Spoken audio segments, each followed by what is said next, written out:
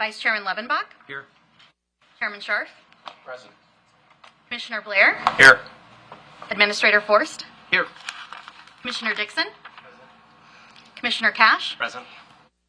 Commissioner Henderson. Present. Commissioner McGowan. Here.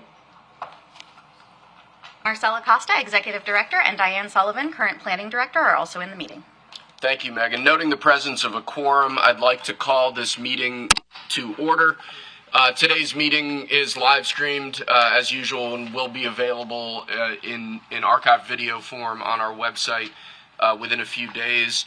If there's no objection from any commissioner present, the agenda is posted as hereby adopted, or as posted is hereby adopted as the order of business. And let's stand for the Pledge of Allegiance.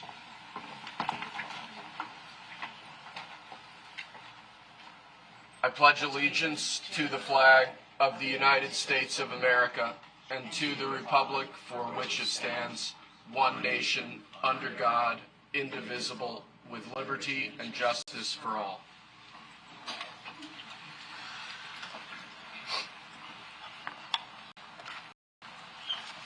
Agenda item 2 is the report of the chair. I'd like to note a few things.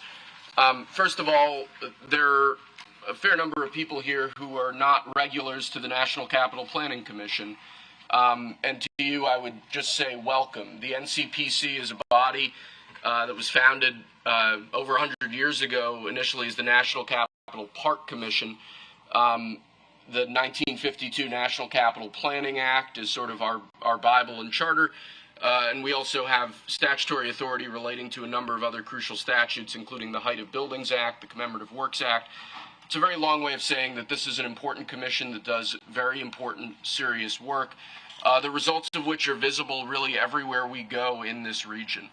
When you look at the planning of Washington, D.C., when you look at the projects that really define this city, many, if not all of them, that have occurred in the last century, this commission has been involved in. So I would say welcome. We have a busy agenda today. It's not our busiest meeting, but it's not our quietest either. I would also say that there is an item on the agenda today, the ballroom, about which we've heard, I'd say, passionate comments on both sides. We do have rules. We do operate this commission according to those rules. While there will be opportunities for public comment on the ballroom project in the future, we would ask that you not disrupt the commission meeting today. And if you do make an out-of-order disruption of the commission, we will unfortunately have to ask you to leave the room. With that having been said, I'd like to wish everybody here a very happy New Year. This is our first meeting of what promises to be a very important, busy year for this commission. To those of you who have made New Year's resolutions, I quit nicotine 8 days ago. So far we're going strong. If I am irritable or less enthusiastic or energetic as I normally would be, that's the reason. But this year, obviously, being America's 250th anniversary, our semi-quincentennial, there's a lot going on in the capital region, and we have a lot of very exciting projects that have either already come before this commission or will be in the coming weeks and months. And I'm very excited for the role that NCPC will play as the Capitol really pulls out all the stops to celebrate this momentous milestone in American history. I'd also like to welcome Ed Forst to the commission. Ed is the administrator of GSA. As such, he serves as an ex officio member of this commission. Oftentimes, and there's nothing wrong with this, ex officio members of this commission send designees or representatives to commission meetings here. It's a great honor for us to have Ed with us. Ed is really a real estate eminence, former head, I believe, of Cushman & Wakefield. We're really excited to have you at GSA. GSA and NCPC are going to be working together on some very important projects in the coming months, most notably potential redevelopment plans in Southwest DC. I know you and I have already spoken about that, Ed, but really just welcome to the commission. Thank you for being here. It's truly an honor. Lastly, before I conclude, with respect to the ballroom project, which is on the agenda for today, I view today's presentation really as the start of a process as the ballroom project moves through the overall NCPC process. We're going to be hearing from the project team today. This is an informational presentation. We'll have opportunities for questions and comments from commissioners. My objective from the start has been for the NCPC to play a productive role as this ballroom project moves ahead. NCPC has, in our professional staff, has an incredible amount of expertise and experience dealing with complex construction projects and monumental construction projects in the D.C. area, and I have great confidence that NCPC will be able to play a productive role in this project as well in the months ahead. So I'm excited for the presentation today, and I'm excited to continue the consultations that have already begun at the staff level between NCPC staff and the White House and the ballroom project team more generally. All that having been said, that's my report. We can move on to agenda item 3, which is the report of our executive director, Marcel Acosta. Marcel? Thank you, Chair Sharp, and Happy New Year, everyone. I would also like to take this opportunity to welcome Administrator Force to today's meeting. We do look forward to working with you and your team over the coming years, so welcome aboard. Given today's busy agenda, I only have one item of interest for the Commission. Last month, NCPC released its 2025 year in review, which looks back at the agency's work advancing efforts to revitalize some of the capital's most visible and important public spaces and its role in shaping the design of several very important federal projects. This report can be found on our website at ncpc.com. This concludes my update. My full report's in your packet. I'm happy to answer any questions that you might have. Do any commissioners have questions or comments from Marcel? Seeing none, Megan, could you provide us with our legislative update? Yes, I have 2 legislative items to report on this month. Both are bills that passed in the House of Representatives on December 9th, 2025, and are now being considered in the Senate. The first is H2290, the World War II Women's Memorial Location Act, which authorizes a memorial to commemorate the sacrifice and service of women who worked on the home front to support the military efforts during World War II. And that bill is to be located on the National Mall in Area 1 or in the Reserve. The second bill is H2306, the Adams Memorial Great American Heroes Act. This bill would extend the Adams Memorial Commission through 2032 to establish the Adams Memorial south of the White House, adjacent to Ellipse Road, or if that location ends up being not feasible within the Reserve. That concludes my legislative report, and I'm happy to answer any questions. Thank you, Megan. Do any commissioners have questions or comments about our legislative update? I look forward to seeing if we do get a new memorial within the Reserve or in Area 1. Agenda item 5 is the consent calendar.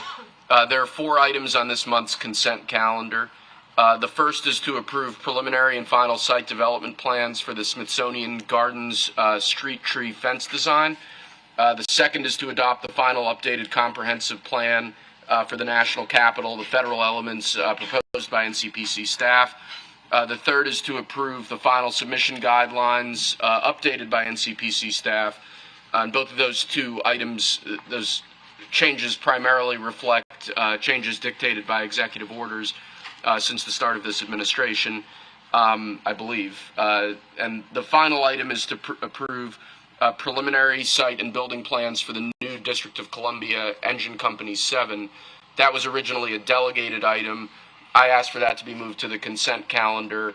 I apologize for doing that. It could easily have been a delegated item. But that is now item number 4 on the consent calendar this month. Are there any questions or comments from any commissioners? Yes, sir. That we adopt the consent calendar.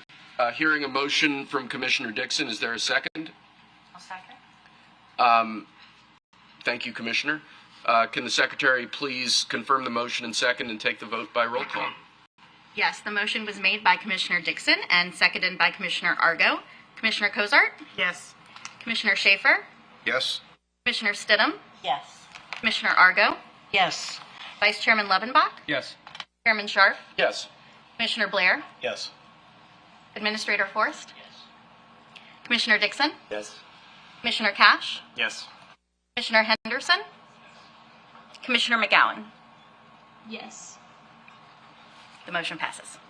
Unanimously, which is always a good thing. Um, Moving on, we have 3 voting items and an informational presentation in open session today. Agenda item 6A is a request to approve comments on concept plans for the National Mall and Memorial Park's telecommunications infrastructure improvements. And Stephanie, do you want to proceed? Yes, thank you. Thank you. Good afternoon, Chairman Scharf and Commissioners. The National Park Service has submitted concept plans for the National Mall and Memorial Parks, or NAMA, telecommunications infrastructure improvements. The concept plans provide a planning and technical framework to guide improvements to wireless telecommunications across the National Mall, with the primary goal to inform the minimum build-out necessary to achieve a 5-fold increase in daily network capacity. At the concept stage, the Commission should be focused on issues such as consistency with the comprehensive plan and other policies, appropriateness of the concept plan for the site, or if there are any particularly unique issues, unique or complex issues. The Commission received an informational presentation on this proposal in July 2025. As I mentioned, we are currently at the concept plan review stage. By this spring, NPS will use the concept plans, along with comments from the Commission, the public, and other stakeholders to develop a request for proposals and evaluation criteria under which network providers will submit their proposals. The proposals selected by NPS will then be submitted to the Commission for preliminary and final review. For today's presentation, I will first provide an overview of the purpose of this effort. Then I will discuss the antenna typologies and the conceptual approach to their application, the sub-area recommendations, and then conclude with coordination and implementation.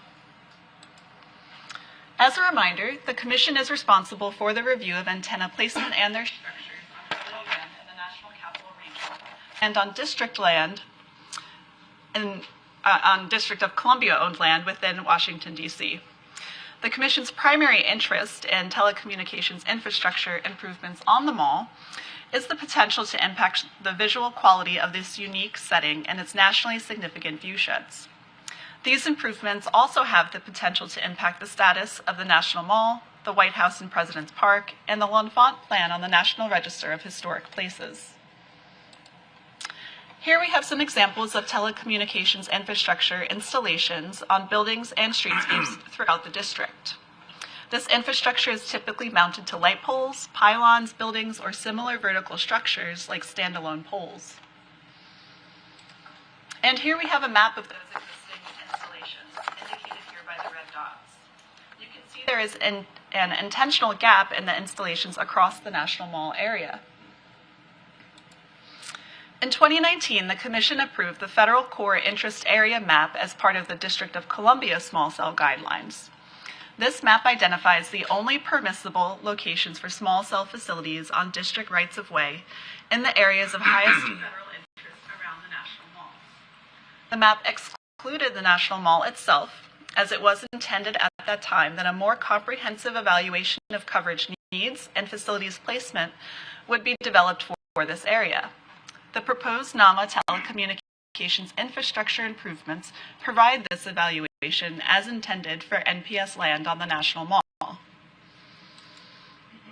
As part of this evaluation, NPS completed a cellular coverage report to establish a baseline for existing wireless network performance in the study area. This study concluded, as seen here on the map, that while there are few coverage gaps, the overall quality of the signal is consistently inadequate across the study area due to high user demand.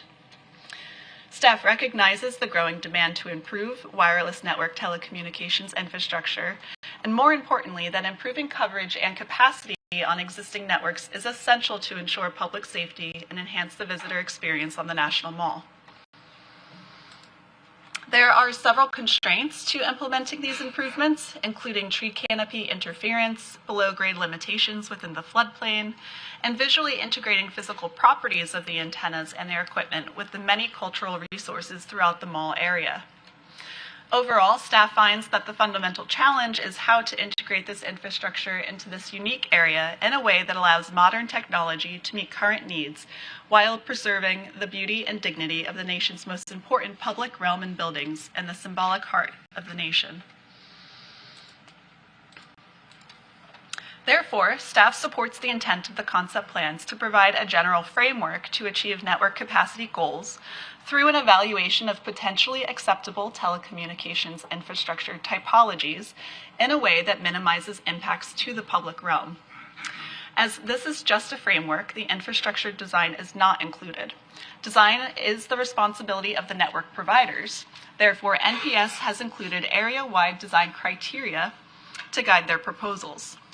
Staff supports the criteria as it includes strong preference for proposals that limit the quantity of nodes, share nodes between 2 or more network providers, scale the nodes and equipment appropriately within their context, closely reproduce existing architectural elements, integrate nodes with the architectural landscape, and also meet capacity goals.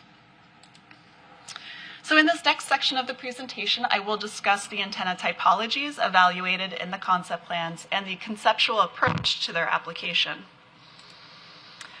The 4 antenna types evaluated in the concept plans are standalone small cells, dual MNO DRANs or DRAN 2, 4 MNO DRANs or DRAN 4, and neutral hosts. The concept plans do not recommend specific typology approaches, and the ultimate solution will likely include a combination of typologies. Overall, staff finds that there are trade-offs between the size and quantity of antennas and their associated equipment across typologies. For example, typologies that accommodate more than one network provider will require fewer sites, but typically have larger equipment cabinetry than another typology that supports fewer network providers but has more sites and smaller equipment. The concept plans divide the study area into 5 sub-areas: the National Mall East, Washington Monument Grounds and President's Park South, West Potomac Park Lincoln Memorial, West Potomac Park Tidal Basin, and East Potomac Park. For purposes of this presentation, we have labeled them from east to west, sub-areas 1 through 5. Given the unique context of the National Mall, staff finds the antenna typologies with large equipment enclosures that are difficult to conceal are unfavorable, especially adjacent to monuments and memorials, and recommends that where possible, equipment should be creatively concealed by co-locating with other facilities or existing small-scale architectural features, vaulted below grade, or integrated with new development. To minimize impacts on cultural resources, the concept plans recommend integrating telecommunications infrastructure with existing light poles, memorial lighting stanchions, and building structures. In addition, new standalone poles with a shrouded antenna at the top or a yet-to-be-developed method may be necessary where architectural features do not currently exist. Staff finds that antenna installations on multiple poles of varying designs from different network providers may look disjointed or cluttered, particularly when inserted into a cohesively designed landscape such as that of the National Mall. Therefore, staff requests the NPS work with the carriers and industrial designers to develop unified designs for new standalone poles, adapted or replicated light fixtures, any yet-to-be-developed solutions, and related equipment cabinetry in consultation with NCPC, the U.S. Commission of Fine Arts, and the District State Historic Preservation Office. The 3 light pole types considered for integration in the study area are the Washington Globe, Washington Twin Globe, and Olmsted fixtures, which are contributing features of historic properties. The concept plans indicate that these light poles could be adapted or replaced with close replicas to seamlessly incorporate telecommunications infrastructure while also offering lighting. Overall, staff finds this approach may have fewer visual impacts than more commonly used methods and supports its further development. However, if such an approach is proposed, a balance must be reached between the quantity of historic light fixtures that are altered or replaced, which may vary between sub-areas. Many of the memorials and commemorative works within the study area currently utilize special lighting stanchions, as seen here on the left, which are not contributing features of historic properties. The concept plans indicate the light stanchions could be redesigned to incorporate all existing functionality and house antenna infrastructure with a similar visual character as those in place today, as seen here in the illustrative examples on the right. Overall, staff supports this approach, as the stanchions currently exist as utilitarian elements in the National Mall landscape. Therefore, they will be less noticeable than antenna installations on other existing architectural features. The study area also contains multiple types of buildings, including non-contributing standalone comfort stations and multiple food, information, and souvenir kiosks, which would be considered on a case-by-case basis as needed for mounting antennas. Staff will utilize the antenna installation practices and policies of the comprehensive plan and NCPC's antenna submission guidelines criteria in the review of antennas attached to structures on the National Mall.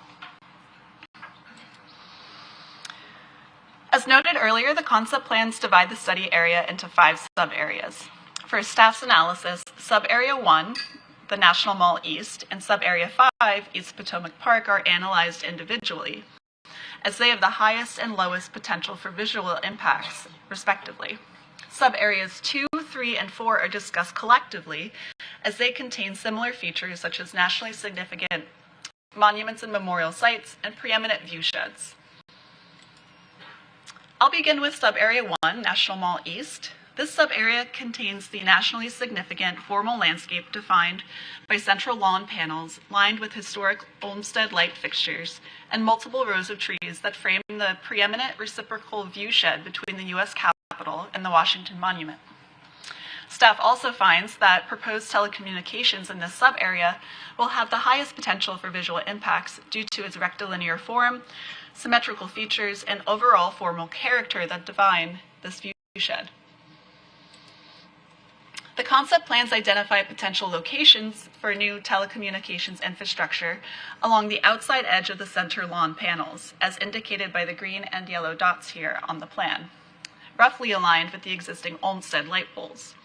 The plans also suggest replacing the existing Olmsted light poles with close replicas that seamlessly incorporate telecommunications infrastructure while also offering lighting, or a yet-to-be-developed method.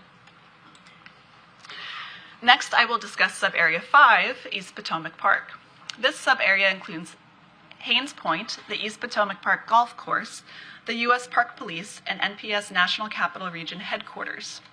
Network service is currently limited in this area to traditional macro sites at the north end, where the NPS and U.S. Park Police buildings are located. However, capacity demand is less here than in other sub-areas. Overall, staff finds that the proposed telecommunications in this sub-area have the least potential for visual impacts, as this is a less formal landscape located outside of significant view sheds. The concept plans identify locations for new telecommunications infrastructure in line with the existing Washington Globe light poles along Ohio Drive. These would likely be standalone poles, Washington Globe replicas, or a yet-to-be-developed method. The remaining sub-areas include the Washington Monument Grounds and President Park South, the West Potomac Park Lincoln Memorial, and the West Potomac Park Tidal Basin. Telecommunications infrastructure in these 3 sub-areas would likely take shape as standalone poles, Washington Twin Globe or Washington Globe replicas, a yet-to-be-developed method, or placed on memorial lighting stanchions. In sub-area 2 at President's Park South, the concept plans indicate that 2 telecommunications nodes would be placed along the roadway encircling the ellipse, in line with the Washington Globe light poles. Within the Washington Monument Grounds, the telecommunications infrastructure would be located on light stanchions and the monument screening facility. However, staff finds it will be difficult to fully conceal or architecturally integrate any antenna typology on the Washington Monument screening facility due to the building's symmetry, rectilinear form, glass facade, horizontal roofline, and immediate adjacency to the Washington Monument. Therefore, staff requests the applicant consider alternatives to placing the telecommunications infrastructure on the screening facility that would improve capacity without altering the appearance of the facility and therefore the view of the monument. In sub-area 3, West Potomac Park, Lincoln Memorial, the concept plans identify locations for new telecommunications Infrastructure along 17th Street, Parkway Drive, Ash Road, through Constitution Gardens and around the Lincoln Memorial, including on the lighting stanchions. And in sub-area 4, West Potomac Park Tidal Basin, the concept plans identify new telecommunication infrastructure locations along sidewalks and paths around the Tidal Basin and Ohio Drive. Light stanchions at the Jefferson and FDR memorials would also be utilized. So in summary, staff supports further development of the approach to closely replicate the historic light fixtures to accommodate telecommunications in all of the sub-areas. But there must be a balance between the number of light fixtures retained and those altered or replaced, which may vary between sub-area. Staff also supports utilizing the lighting stanchions where available and further development of a yet-to-be-developed method that minimizes visual impacts. Staff finds that standalone poles may be acceptable outside of preeminent view sheds in sub-areas 2 through 5, but would not be appropriate at all in sub-area 1. In addition, antennas externally attached to the light fixtures would not be appropriate anywhere in the study area. And while the building-mounted antennas throughout the study area are expected to comply with NCPC's antenna guidelines, staff requests the applicant explore alternatives to mounting antennas on the Washington Monument Screening Facility. And in all sub-areas, staff also supports equipment cabinetry that can be creatively concealed, but recognizes there may be additional flexibility for larger equipment in sub-area 5, East Potomac Park, if that means fewer historic light fixtures are impacted. So now we will move on to the last segment of this presentation, which addresses additional coordination and implementation. It is worth noting that the telecommunications infrastructure improvements on the National Mall landscape and the macro antenna sites on the adjacent rooftops ultimately create a network of wireless systems that work together to reach coverage and capacity goals. Therefore, staff finds that the amount of antenna infrastructure needed in the National Mall landscape may be less if macro sites on the adjacent building rooftops are added or upgraded. However, antenna installations on these buildings also have historic preservation and view shed implications. Therefore, staff recommends the telecommunication providers continue to explore, in consultation with the Section 106 consulting parties, how additional or upgraded rooftop antenna macro sites surrounding the study area, when designed sensitively, could help to reduce the quantity of telecommunications infrastructure on the National Mall. The RFP is another opportunity to ensure stakeholders are coordinated throughout the design and implementation processes. Therefore, staff requests that the RFP include requests for eye-level photorealistic simulations of the proposed infrastructure within significant view sheds and from primary approaches, reference to NCPC's comprehensive plan and antenna submission guidelines, a coordinated phasing strategy that outlines the methodology and timeline for how antennas will be installed, and expectations for network provider maintenance of the installations and restoration should they be removed in the future.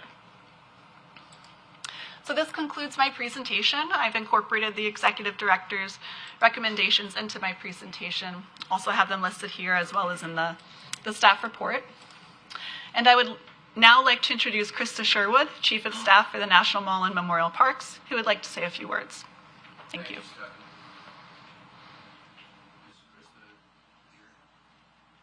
She is online, yes. Yes.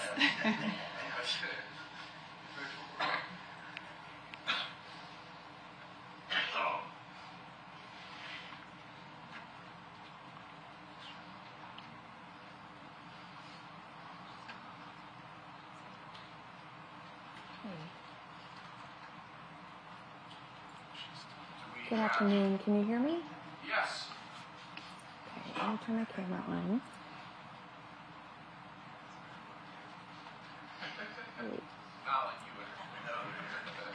Wonderful. Sorry for the delay. Good afternoon, everyone. I'm Krista Sherwood, Chief of Staff for the National Mall and Memorial Parks. Thank you to NCPC staff for that great comprehensive overview of the effort, and thank you all for the opportunity to speak today. The National Park Service is finalizing this telecommunications concept plan for the National Mall and surrounding NPS park areas in Washington, D.C.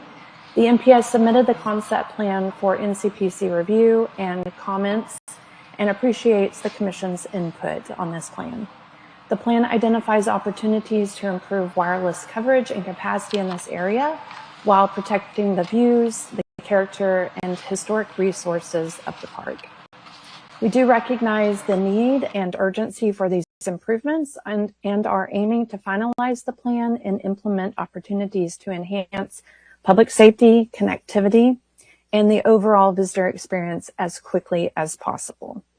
So in the coming weeks, the MPS will issue a request for proposals for mobile network operators and neutral host providers to submit formal proposals. And this RFP will describe the limited opportunities for improvements that are identified in the plan and the applicable siting and design criteria. These proposals will be evaluated in a transparent, equitable, and technically coordinated manner that's consistent with the National Park Service policy and the Department of the Interior guidance for issuance of right-of-way permits for telecommunications infrastructure improvements. We plan to incorporate the comments that are received from NCPC and incorporate these into the RFP, and if applicable, the value in which we review the proposals. The MPS will return to NCPC once we have selected a proposal and have a proposed preliminary design to submit for NCPC's consideration. We will also provide the final design to NCPC for further review and consideration.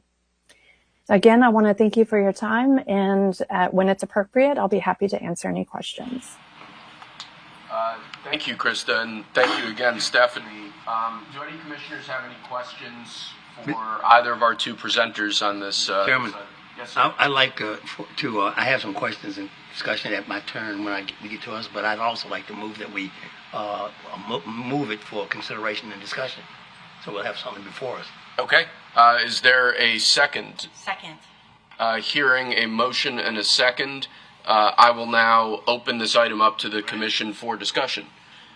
You're short-circuiting our whole system here, Arrington. With that, Commissioner Stidham. Thank you, and thank you for the great presentation and overview of the plan. This plan has been a long time coming, and we're really thankful to be at this part of the process.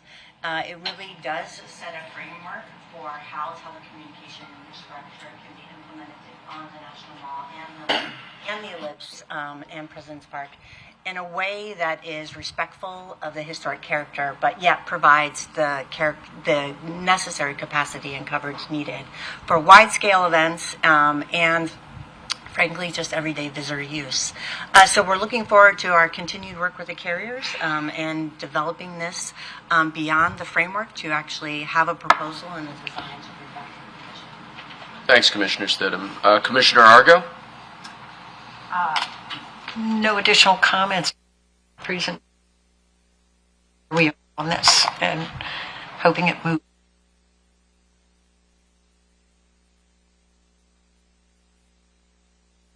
Thank you, Commissioner. Vice Chairman Levenbach? So I thought that the data were pretty compelling that there's a need for coverage in the mall, and so this is an important project. It's an important project for public safety. It's important this year given the amount of use we're going to see of the area, and so I think my only comment is that it's important to manage it in a way where it can move forward in an expeditious way. Obviously, supporting all the comments and the very, it seems, eminently reasonable strategy for how to incorporate the infrastructure into existing lighting and so forth. But setting it up where you have performance standards and then you let the vendors meet the standards, as opposed to getting into a lot of touch points and a lot of friction with the project. Thank you, Vice Chairman. Commissioner Blair? I would just echo Commissioner Levenbach's comments. Thank you, Commissioner Blair. Administrator Forst. Thank you very much for the presentation. I thought it was very comprehensive, and it's, again, not a question of whether we need it, but how to go about it. And I think you show great respect for the different territories there and how we might address it locally. But I was most persuaded by the fact that you're very open to looking for yet-to-be-developed models. And so I look forward to being sensitive to that design aesthetic and appreciate the time. Thank you, Administrator Forst. Commissioner Dixon. Yeah, I just didn't mean to throw a ringer in here, but I've always kind of believed we ought to have something before us before we discuss it. Gotcha. That's kind of, but anyhow, I don't always win on that one, but I usually open things up for questions from the presenters before shifting to the discussion Okay. section, but Yeah. you've been here longer than I have, Harrington, so. Yes, sir. I do have a couple of questions. One, is this going to be a single or multi-vendor opportunity? Because we've had this discussion before, and the question is, let's suppose that X company gets it. Can Y and Z company telephones be used in that environment? And that's of interest to me. It also gets us into the hoteling and whether we can have multiple carriers on one device. I also was interested in whether or not it's possible when you look at East Potomac Park, there is always been a lighting issue there because we've restricted the use of it to restricted nighttime use of it. I would like to think that maybe we can figure out we do these things to put some lighting in that is manageable, that will allow that to be available even in the evening sometime when some event is appropriate for it, rather than have the dark areas, the limited lighted areas that exist now. I also was concerned about there's a multi-host provision that they're looking at. I don't know whether that addresses my issue about the multi-carriers, because I've been concerned about that with all of this Wi-Fi kind of services. That, if you have a certain carrier on your phone, can you get in? That's important to me to know. So maybe that can be answered by someone. I don't know. Sure, I can hit those questions. Yes. So let's start with the lighting. Yes. On the chart. As we continue to move forward with a variety of projects. Good. Part of the discussion. Good. As for carriers and hoteling and multiple carriers, we are strong by using the prospectus model for carriers to provide proposals to the National Park Service for consideration.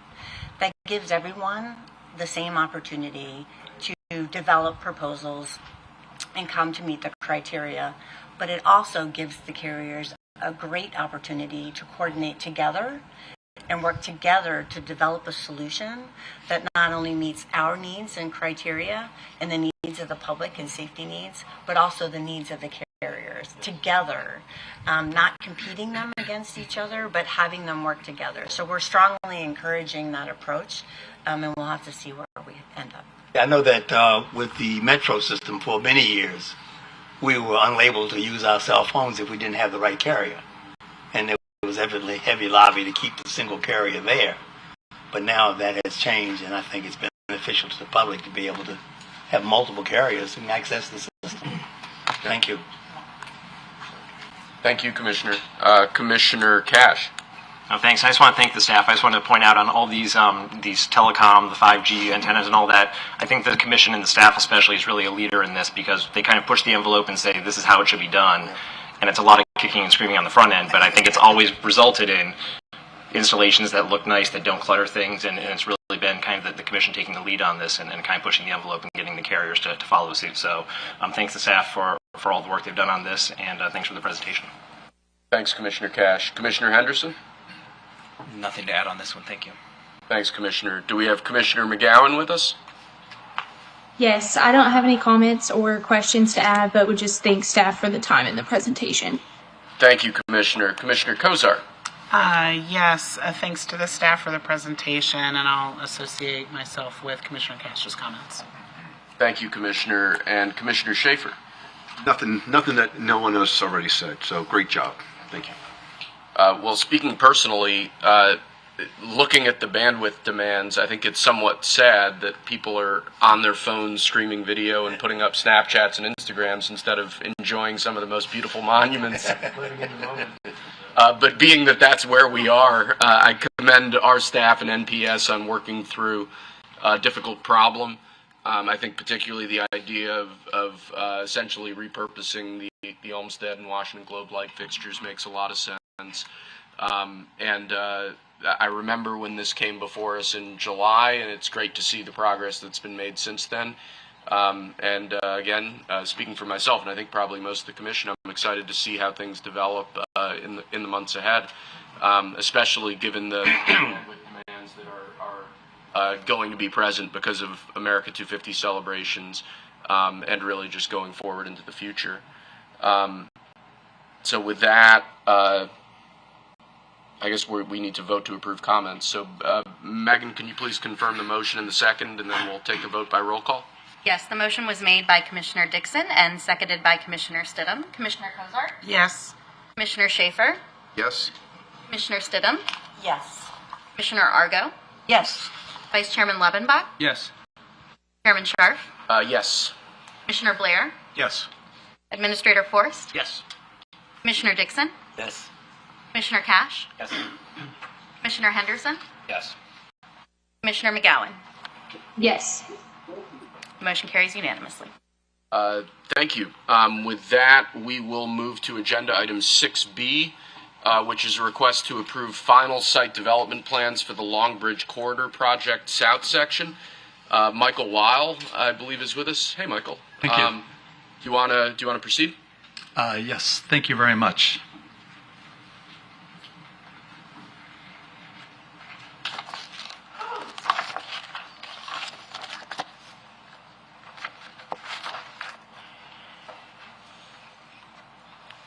Okay. Good afternoon again, Chairman Scharf and members of the Commission. The National Park Service, on behalf of the Virginia Passenger Rail Authority, or VPRA, has submitted plans to improve a half-mile long section of the Long Bridge Railway Corridor, crossing over the George Washington Memorial Parkway and Mount Vernon Trail in Arlington, Virginia, and across the Potomac River to East Potomac Park in the District of Columbia. As background, the project would add 2 new tracks to the Long Bridge corridor for a total of 4 tracks, with the purpose of providing additional rail capacity and improving travel reliability into the city and through the region for the direct benefit of passenger train service. And this project is part of a larger plan by VPRA to improve passenger rail service throughout the state of Virginia. The current Long Bridge project is the product of a multi-year alternatives analysis and NEPA study process, which started back in 2011. And the process concluded with a signed Federal Railroad Administration Record of Decision and Programmatic Agreement in 2020, with additional supplemental NEPA analysis by the Park Service in 2024. And then finally, NCPC has written a Record of Decision in order to conclude our NEPA review responsibility as part of our final review action here today. And we reflect this in our Executive Director's recommendation comments. The project would construct 1 new separate 2-track rail bridge, approximately 40 feet to the north of the existing Long Bridge, which is outlined here in white, as well as a new separate pedestrian and bicycle bridge to the north of that, which is highlighted here in orange. Previously, our commission approved previous preliminary plans for the full length of the corridor improvements across federal National Park Service land back in July of 2022. And more recently, NCPC approved the final plans for the north part of the corridor in April of 2025. And today we are reviewing the final plans for the remainder of the corridor, known as the south section, to complete our review process under the National Capital Planning Act. As a final submission package, we are considering issues like the project's final landscape plans, its overall architectural aesthetic, and how VPRA has responded to the Commission's previous preliminary approval comments. Today, the South Section project area extends from the western boundary of the National Park Service property along the western side of the George Washington Memorial Parkway, which is shown here. And then panning across the parkway, the study area would extend along the north side of the existing CSX transportation railway bridge that you can see here in this slide, and then extending to the east toward the Potomac River as seen here. The new tracks will bridge over the Mount Vernon Trail closer to the river, and then finally over the Potomac River to the western side of East Potomac Park. The historic Long Bridge, which exists today, was originally constructed in 1904 as a through girder structure for both passenger and freight rail trains. And here we can see the Long Bridge's distinctive swing truss section, which was once used to allow larger watercraft to move along the river past the bridge. However, this section is no longer operational and necessary for water traffic today. Here are some closer-up views of the historic Long Bridge with its granite block piers, 10-foot high weathered steel parapet walls, and girders today. Long Bridge is listed on the National Register as a contributing element to both the East and West Potomac Parks and George Washington Memorial Parkway historic districts. And as such, VPRA adopted the overarching design goal to approximate the historic features of the existing bridge in the design of the new bridge. And this includes its structure, material, and form, thereby minimizing future adverse effects to the areas surrounding historic resources and character that would arise from a different type of bridge here. So with that, I will now walk you through the proposed south section widening project submission that is before our commission here today for review. The basic elements of the project are a new separate half-mile long through girder rail bridge that would span over the Parkway, Mount Vernon Trail, and Potomac River, a new separate pedestrian and bicycle bridge over the Parkway and river, and new landscaping and lighting. Starting with the new rail bridge, the new Long Bridge would be owned by VPRA and used to prioritize passenger rail service, although either bridge could be used for passenger or freight rail service as needed.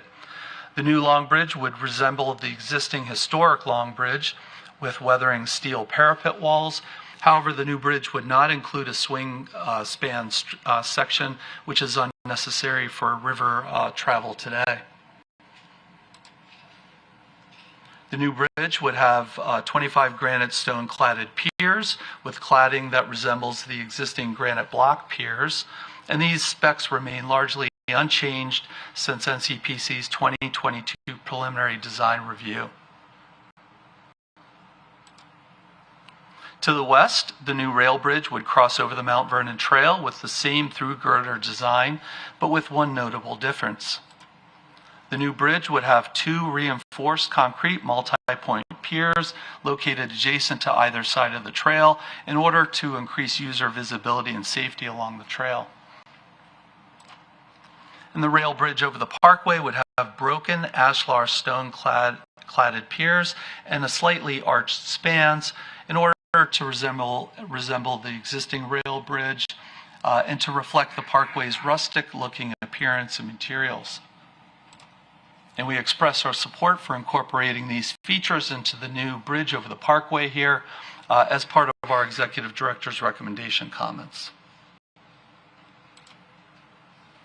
In addition, we include a finding in the Executive Director's recommendation comments that the new bridge meets the VPRA goal of approximating the design of the existing historic Long Bridge, which was supported by our commission as part of its 2022 design review action comments.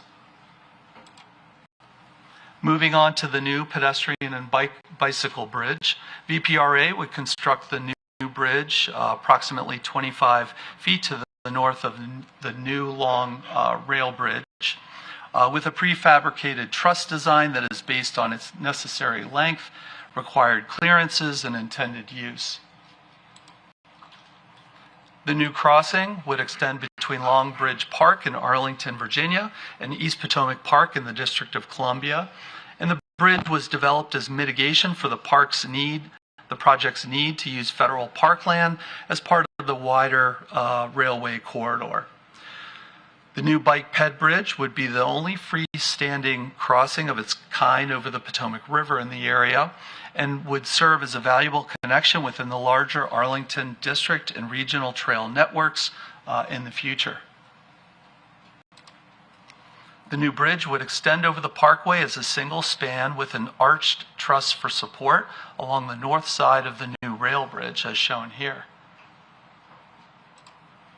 The bridge would have direct ramp and stair connections to the existing Mount Vernon Trail, and the project would widen the trail to the east and west in order to create a larger landing and plaza area here, so that trail users would be able to make that connection out of the way of faster moving bicycle traffic traveling along the Mount Vernon Trail.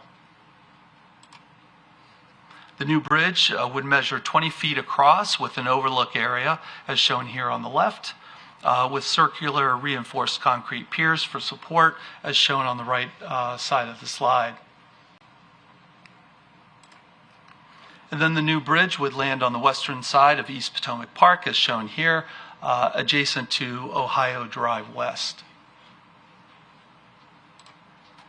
Since NCPC's 2022 preliminary review, VPRA has made several beneficial changes to the bridge design, including widening the bridge deck to facilitate bidirectional travel and passing movements. And this was based on previous public testimony and guidance by the Park Service, NCPC, and other stakeholder agencies.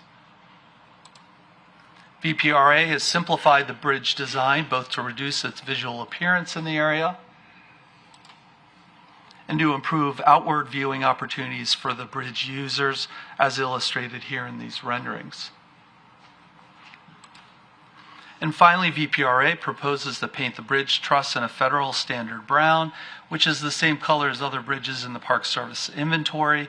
And the brown would also help blend the bridge in with the other nearby railway bridges visually.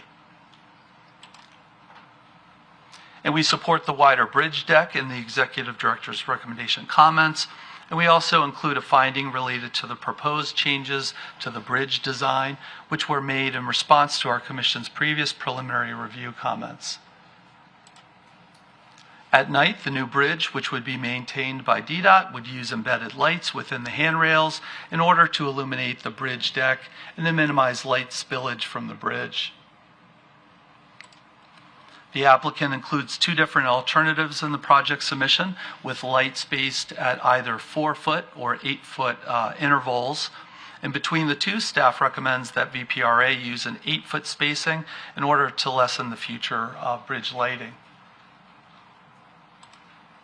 In terms of landscaping, VPRA has developed a plan that accomplishes several different design goals, which include restoring the corridor's natural look once the project construction is complete, with filtered views, and preserving several critical view sheds.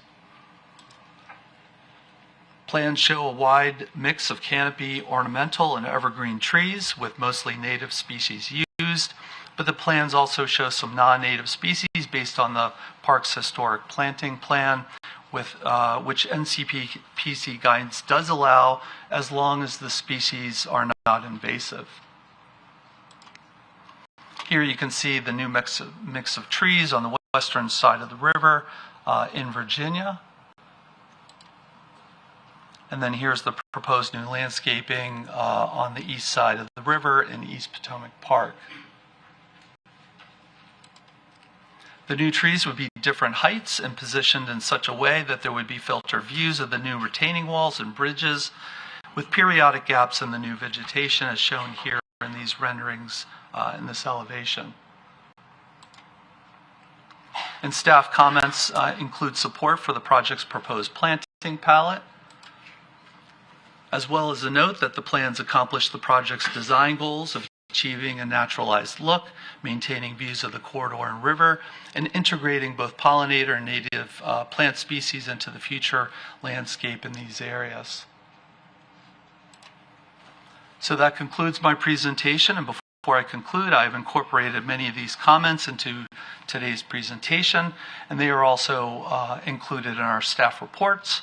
And I also want to note that we have drafted a record of decision that applies to the portion of the project that is located within the District of Columbia as per the National Capital Planning Act.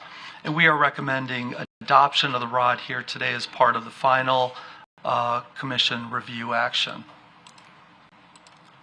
And I would also like to note that in addition to Park Service representatives here at today's meeting, we also have 2 consultants who are in the meeting today virtually, the project's landscape architect and project manager for the design build team. And we also have 2 representatives here today in person from VPRA, Ms. Charlene Cleveland and Ms. Naomi Klein, and they are all available now to answer any questions related to the project that you may have. Thank you. Thank you, Michael. I'm sorry. Proceeding, do any commissioners have any questions, comments, or is there a motion on the floor? Hi, thank you very much for the presentation. And I'm late to this, so I apologize if you've handled these questions before. One comment. I think it's a great idea, particularly with the return to office mandate that the federal government has, to have more ways for people to get to and from work and to get a little bit of exercise. I think it's outstanding. So that's comment 1. Question 2, over that span, had you and the consultants considered the inclusion of any security cameras or anything over that 1.8-mile stretch? Not to my knowledge, but I'm happy to let VPRA speak to that. Yes, it's definitely been discussed, though right now we don't have any plans to install those. I mean, that would come in the future potentially, but not in the current plan. Was that decision reached in consultation with security professionals? Oh, no, it's not like we're not going to do it. We just haven't come to that point. I'm sorry if I wasn't clear. Yeah, but definitely a great idea. What might be the forcing function to include that in the future? Oh, forcing function? Oh, we would be happy to do it. And we've discussed that with DDOT and would have to look. I mean, we already do have cameras in the corridor that are tracking the construction. So it would be very easy to convert those over to, full-time security surveillance. Made my point. Thank you. Okay. Anything else? Yeah, just a question. First, fantastic laydown. I guess the only question I have, and I can't tell from the charts, on the pedestrian bridge on the overlook, what exactly are you overlooking? Because it looks like you're looking at the side of the bridge. Well, so maybe it's the way it's presented. The historic Long Bridge.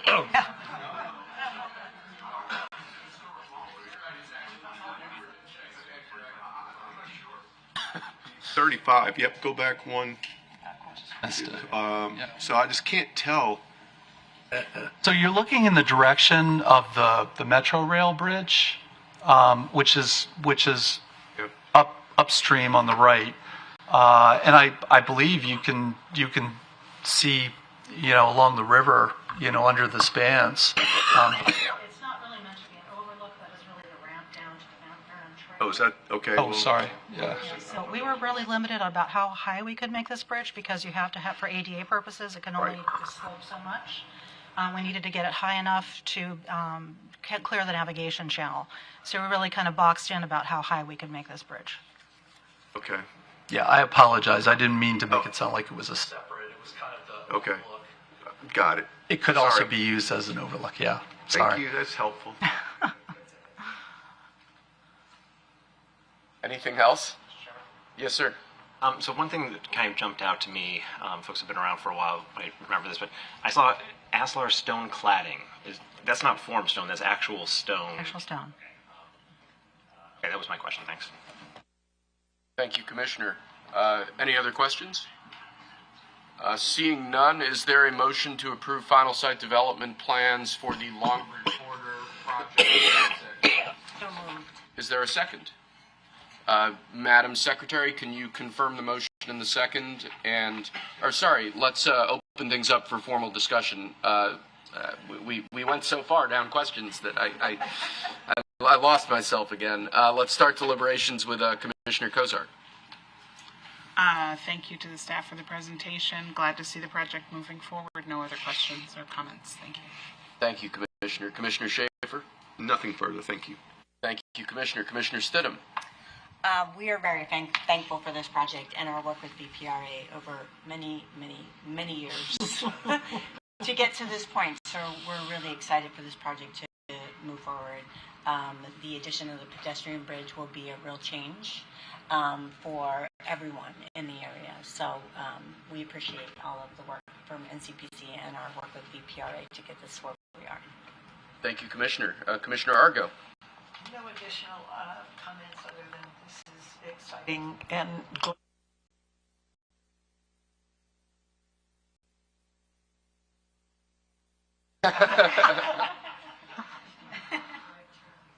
much. Thank you, Commissioner. Vice Chairman Levenbach. I have no comments. Thanks for the great presentation, Mike. Thank you. Commissioner Blair. No comments, thank you. Administrator Forrest. Satisfied, Chairman.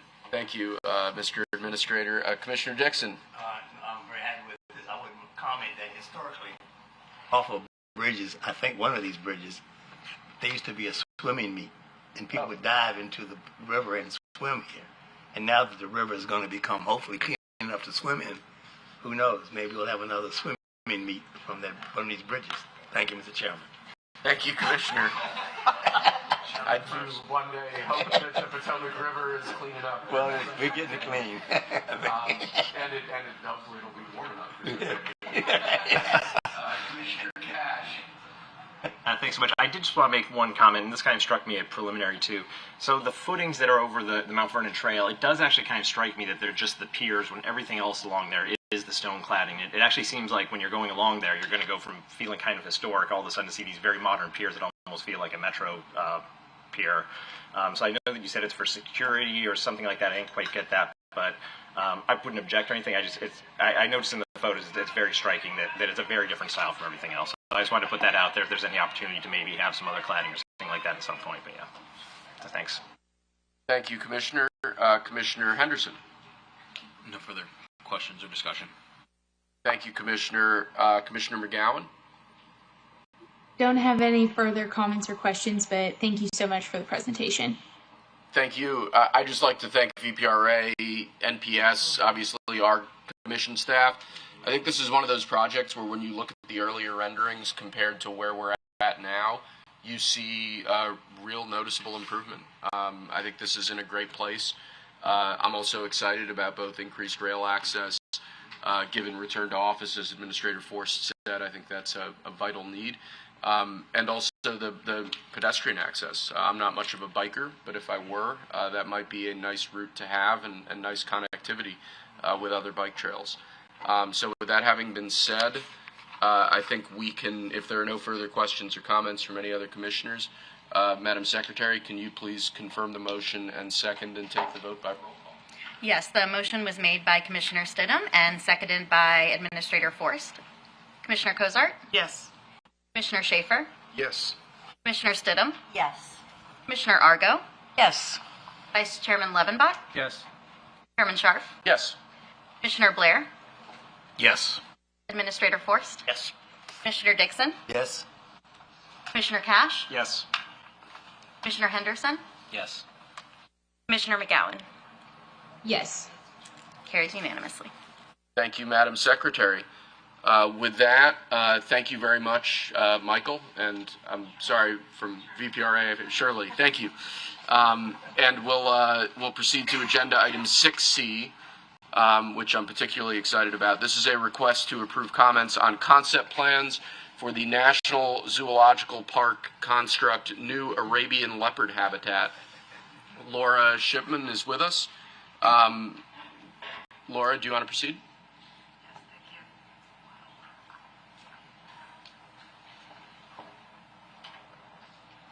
Good afternoon, Chairman Scharf and members of the Commission. I will be presenting on behalf of the project officer, Jamie Herr. The Smithsonian Institution has submitted concept plans to construct an Arabian leopard habitat at the National Zoological Park in Northwest Washington, D.C. for Commission comment. As this is a concept review, the focus of today's presentation is to receive Commission comments and feedback prior to preparing the next submission. In this case, the focus of the review is understanding the appropriateness of the project for the context and understanding any particularly unique or complex issues that may need to be addressed.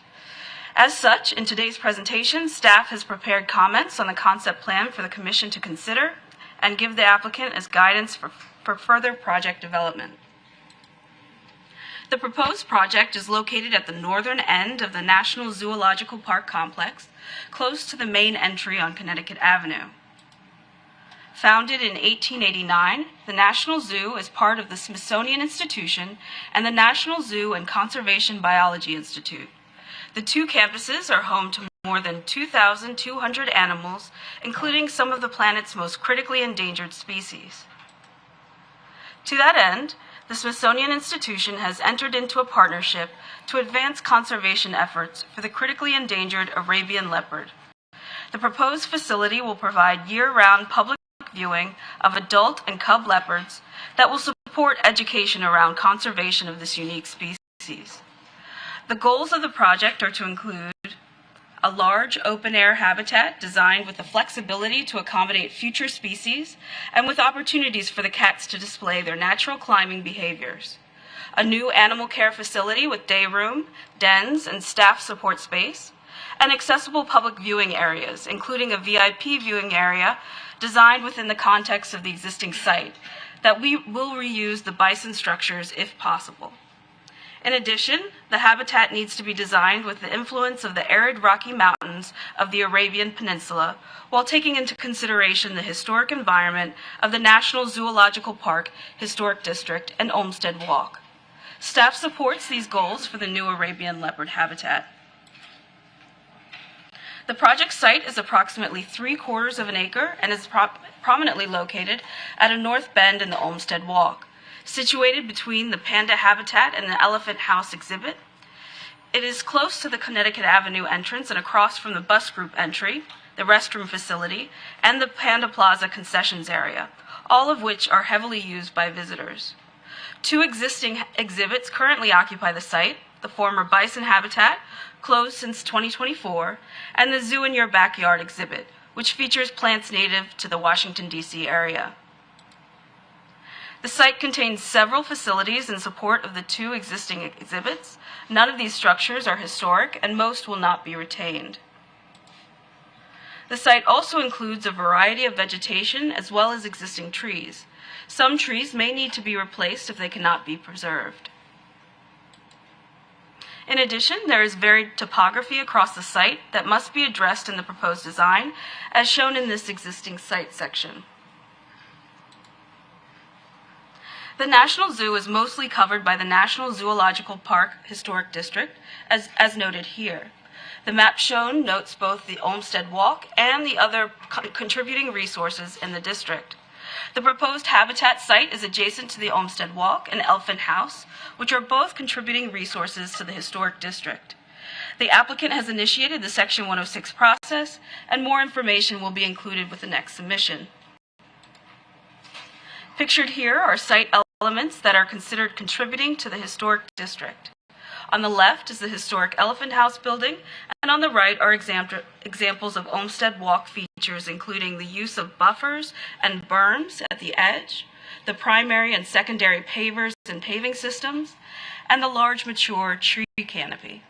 In addition, the use of stone, low-profile roof lines, and consistent furnishings are other examples.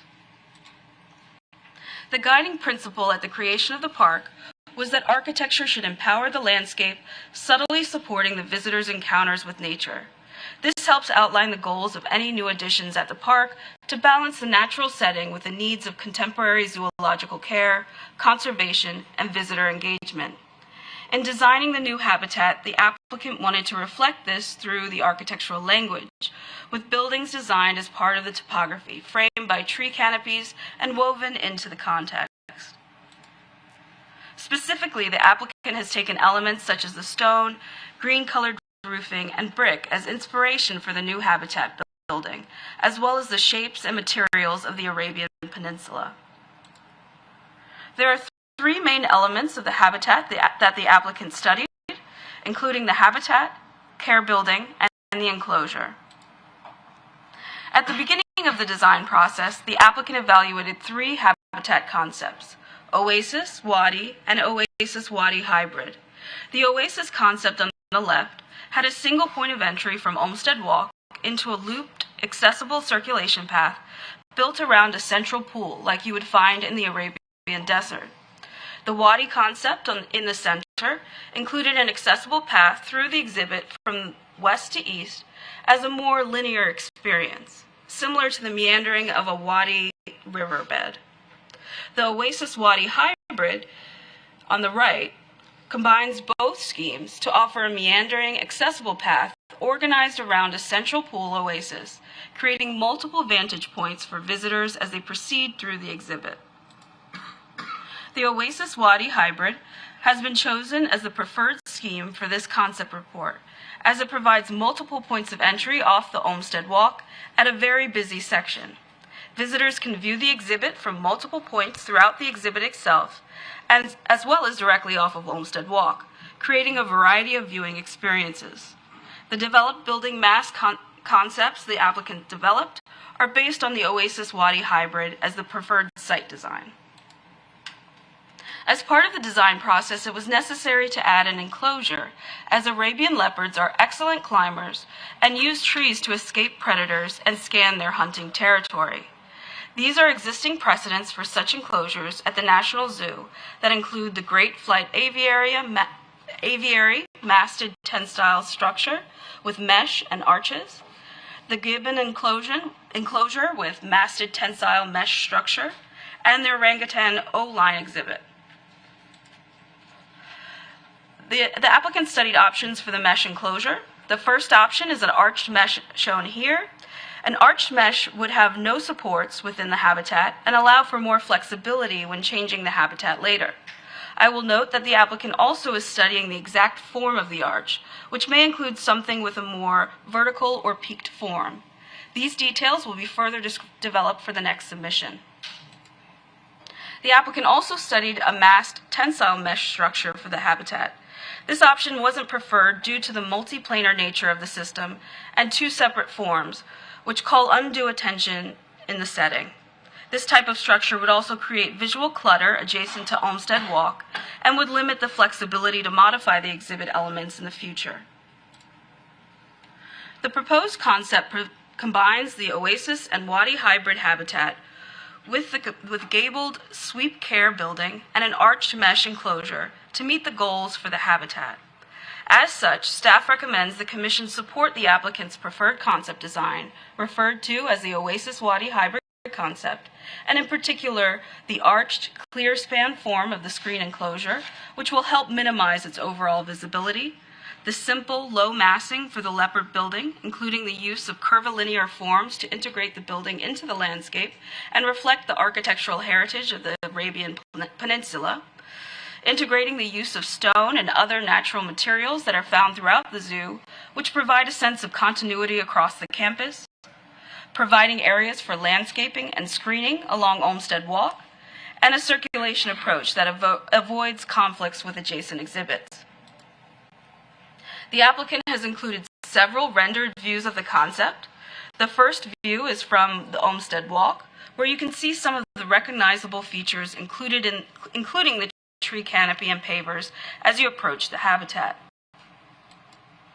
This view shows the west entry into the habitat and the proposed arch mesh. The tree canopy of the Olmsted Walk opens up here at the east entry so visitors can see into the habitat with the upturned building roof drawing them into the viewing area.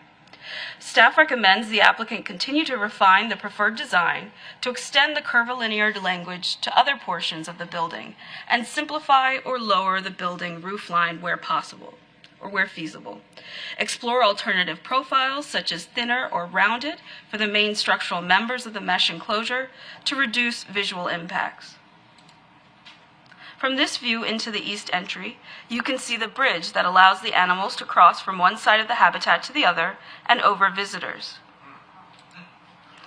This final rendered view shows the eastern corner of the animal care facility with the service entrance on the left-hand side.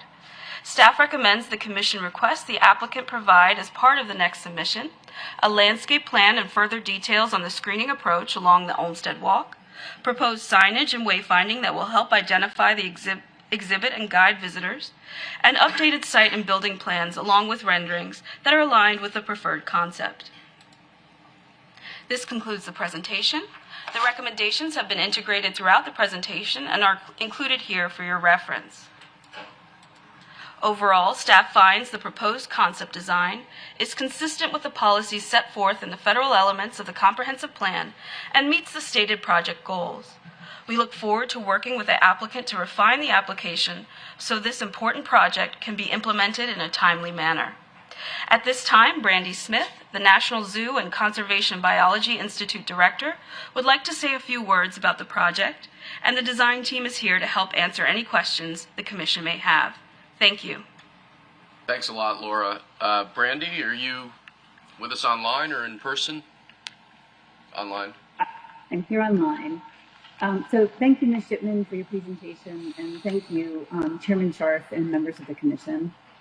On behalf of the Smithsonian National Zoo and Conservation Biology Institute, we are pleased to present the Construct Arabian Leopard Habitat project to the Commission.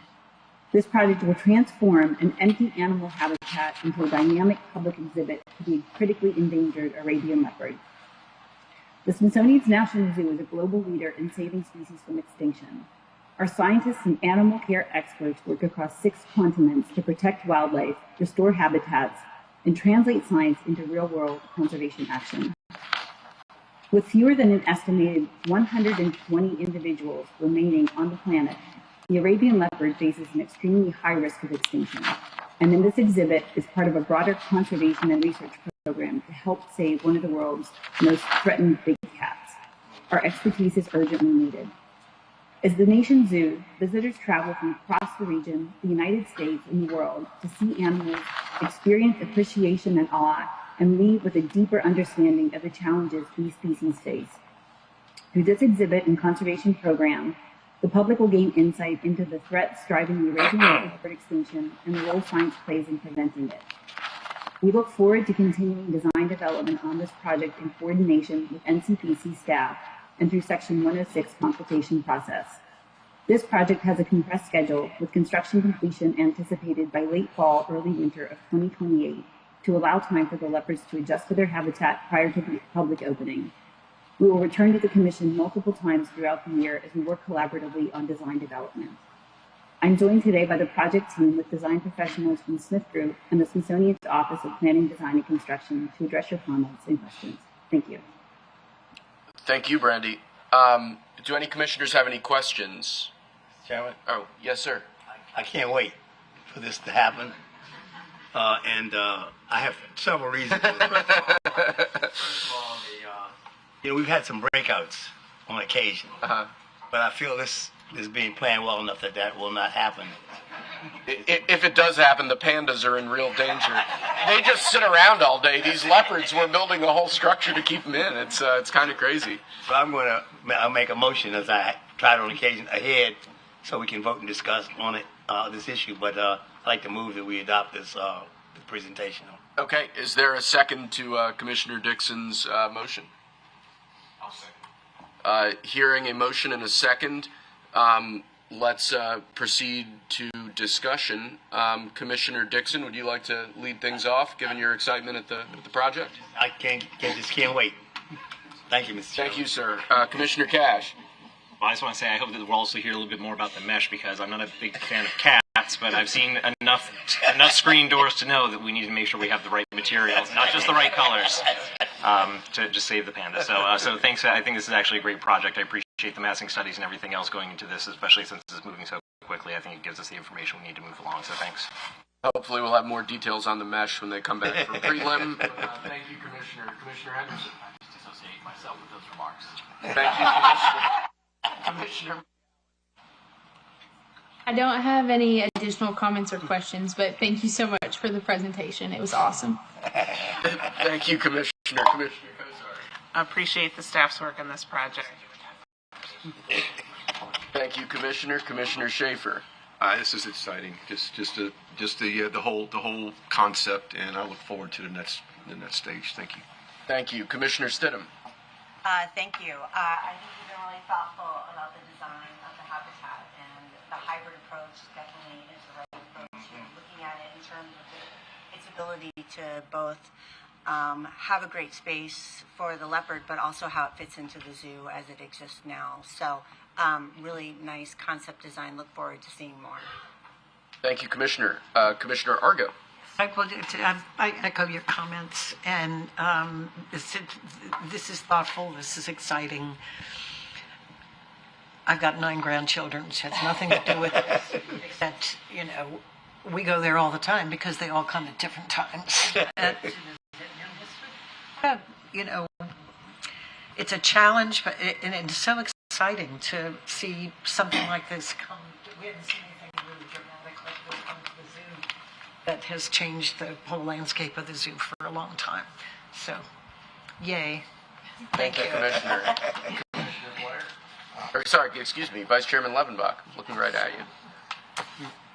Walking underneath Arabian leopard is an experience you get in the wild, and if you do it, you don't typically get a second opportunity.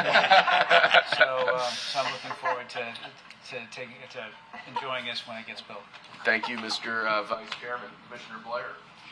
I will speak on behalf of the 3 Blair children that we're very excited about. Thank you, Commissioner. Administrator Forrest. I feel compelled to bring some balance to the conversation, and I'm very disappointed we don't have an Arabian leopard here. But other than that, thank you very much. So speaking for myself, I was with the President, James was as well, when we went to Saudi Arabia and these leopards were promised. There's actually a long history of great cats and presidents in the National Zoo. I was interested to discover that President Martin Van Buren was gifted 2 tigers by the Sultan of Oman and Muscat, and that those were gifted to the National Zoo, the predecessor to the current Smithsonian Zoo. So there's a long history for this. I think it's incredibly exciting. I think the location is perfect. That bison exhibit, or the previous bison exhibit, what's now going to be the leopard exhibit, you enter off Connecticut and it's right there. I think it has the potential to draw traffic away from the pandas, the pandas, it's always overcrowded there. And the pandas don't do much. I think the leopards are going to be great. And I love the design principles that we've seen so far. So I think I share the excitement of the rest of the commission. I'm really excited to see how this project develops, hopefully quickly in the next few months. And I'm excited to have y'all back again soon. Thanks as always to our commission staff for their careful review, and to everybody involved in this exciting project. I think it's going to be really incredible. With that, we have a motion on the floor. Madam Secretary, can you confirm the motion in second and proceed to a roll call? Yes, the motion was made by Commissioner Dixon and seconded by Commissioner Schaefer. Commissioner Cozart? Yes. Commissioner Schaefer? Yes. Commissioner Stidham? Yes. Commissioner Argo? Yes. Vice Chairman Levenbach? Yes. Chairman Scharf? Yes. Commissioner Blair? Yes. Administrator Forrest? Yes. Commissioner Dixon? Yes. Commissioner Cash? Yes. Commissioner Henderson? Yes. Commissioner McGowan? Yes. Thank you. The motion carries unanimously. Thank you very much, Madam Secretary. We're now moving on to agenda item 7A, which is an informational presentation on the East Wing modernization project. A quick logistical item. My impression was that Commissioner Cash was going to be leaving us, and that Commissioner Mendelson was going to be taking his place virtually. Is he with us online right now? Yes, he is. Yes, I am. Okay, perfect. Thank you, sir.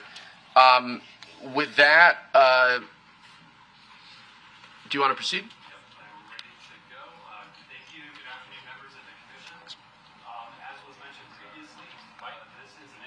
Presentation and overview of the proposed White House East Wing modernization project. Before I turn it over to the applicant team, I'm just going to provide you a brief background. The purpose of the project is to establish a permanent, secure event space within the White House grounds that provides increased capacity for official state functions. I think everybody is familiar with the location of the White House, but here on the screen is a map view showing President's Park and the surrounding context. The National Mall is located here at the bottom of the screen. Pennsylvania Avenue is located to the north of the White House, and East Street is located to the south, just north of the ellipse.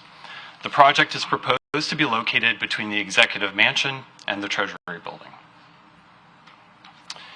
In addition to the executive residence, the vicinity of President's Park obviously also includes a number of significant buildings, including the Eisenhower Executive Office Building, which is to the west, shown on the image on the left, and the main Treasury Building, which is located to the east.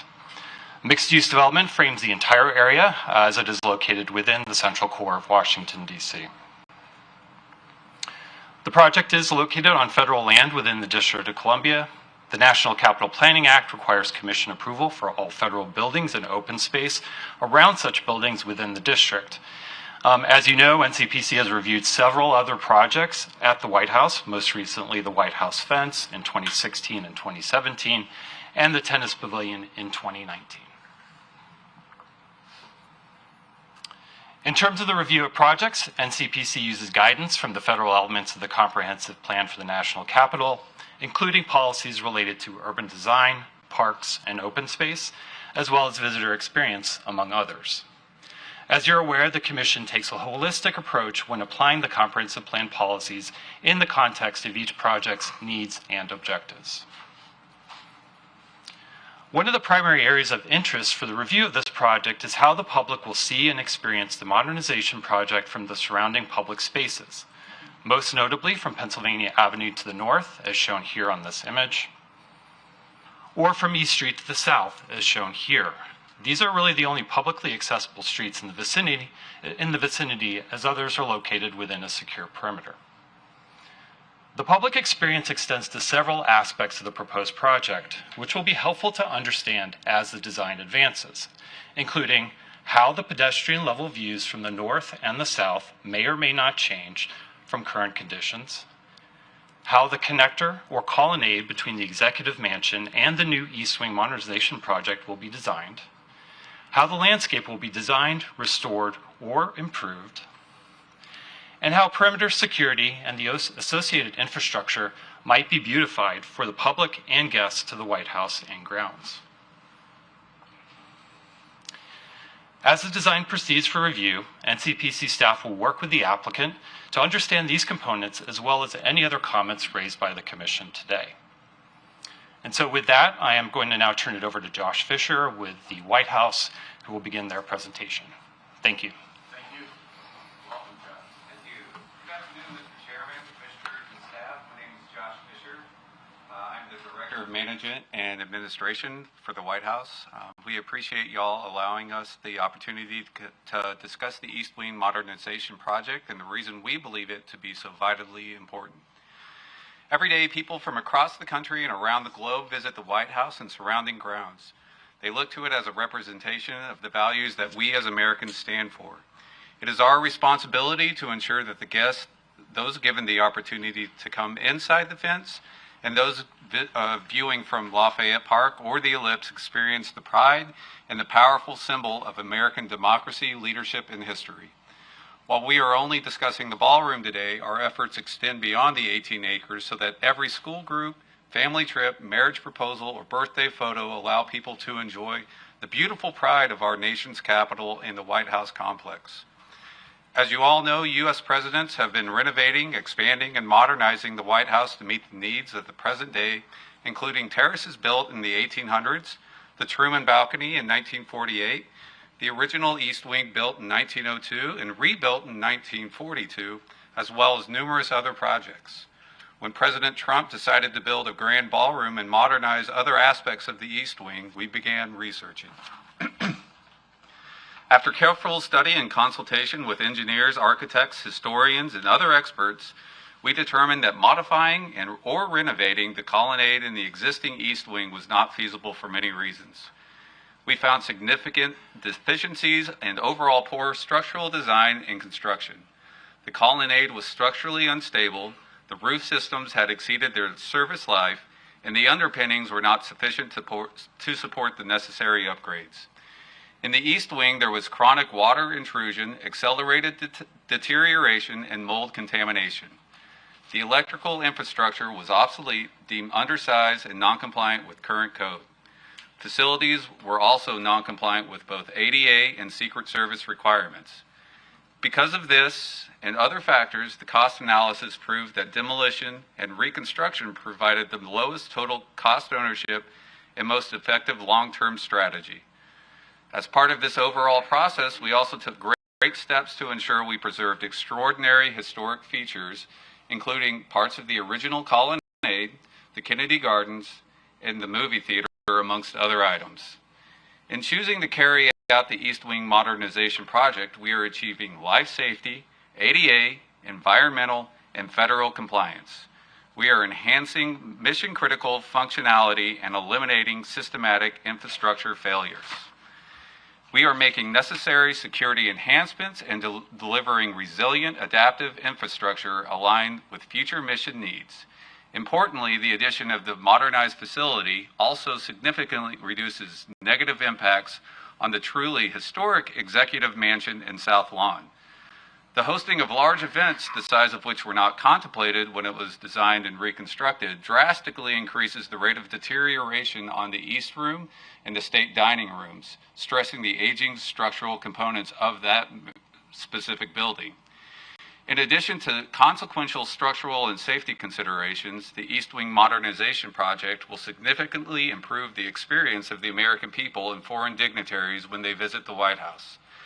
As I'm sure you're aware, historically, when visitors come to the White House for events, that tour begins passing through temporary double-wide trailers to gain entry onto complex.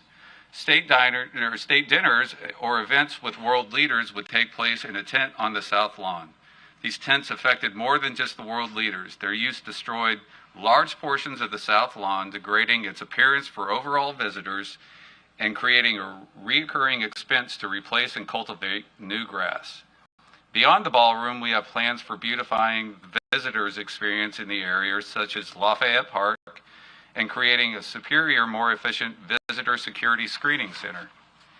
In the coming weeks and months, both MPS and Secret Service will be submitting their plans on those two topics.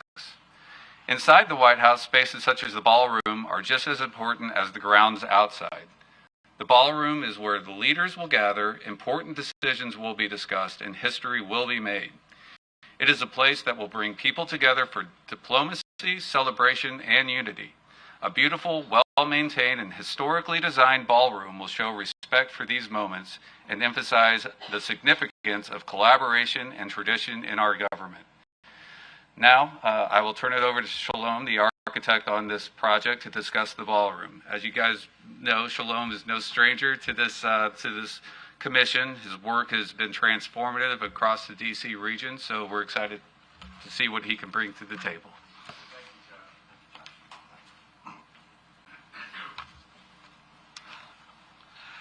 So good afternoon, and thank you for the opportunity to appear before the Commission. Today, I'll provide a very high-level overview of the White House East Wing project. A more detailed and fully developed submission will be presented at one of your subsequent hearings. And I'd like to begin here with a brief discussion of the evolution of the current design approach. I joined the project team approximately 60 days ago in early November, following the schematic design work that had been undertaken by McCreary Architects. That earlier phase, which spanned most of 2025, involved a fairly comprehensive evaluation of programmatic needs and design alternatives, including multiple massing configurations, and of course, a whole series of elevational studies. Following the transition to my firm, we continue to evaluate various sizes and configurations for the project. Today, I'd like to report that the ultimate decision in late November was not to continue exploring options for increasing the size of the project. Instead, the decision was made to advance one of the earlier schemes that had been developed prior to our joining the team.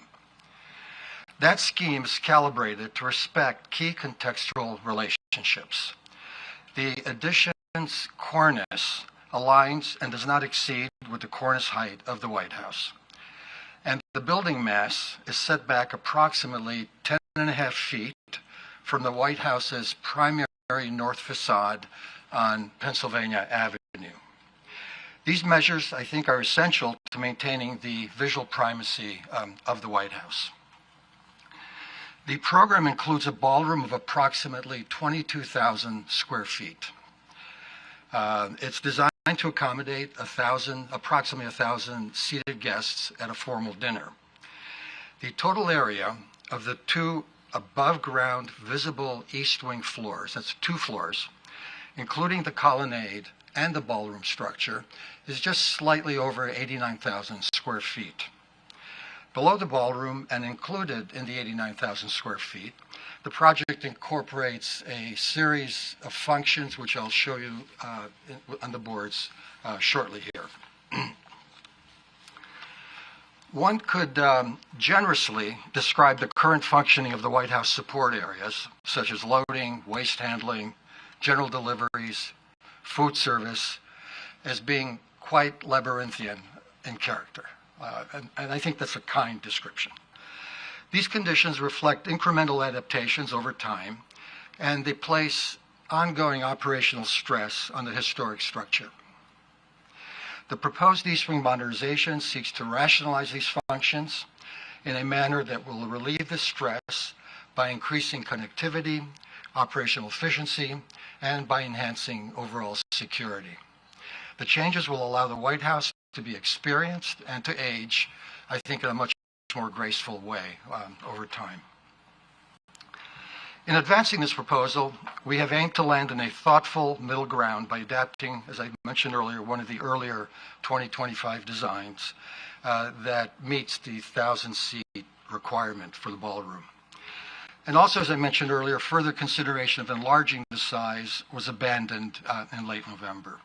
Our primary focus has been on refining the exterior facades through the reproportioning of windows, masonry detailing, revisiting the exterior terraces, and further developing the interior spaces, of course.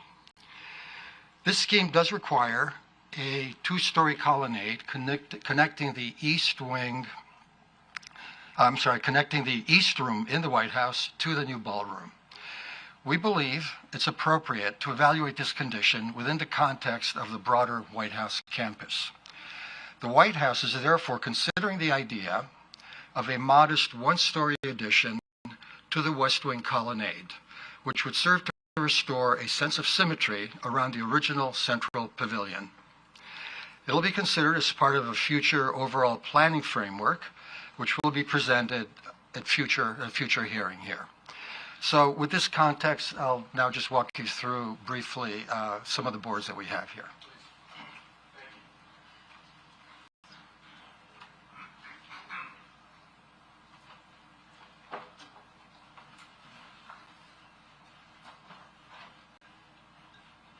So here we have, of course, the Pennsylvania Avenue to the top of the board.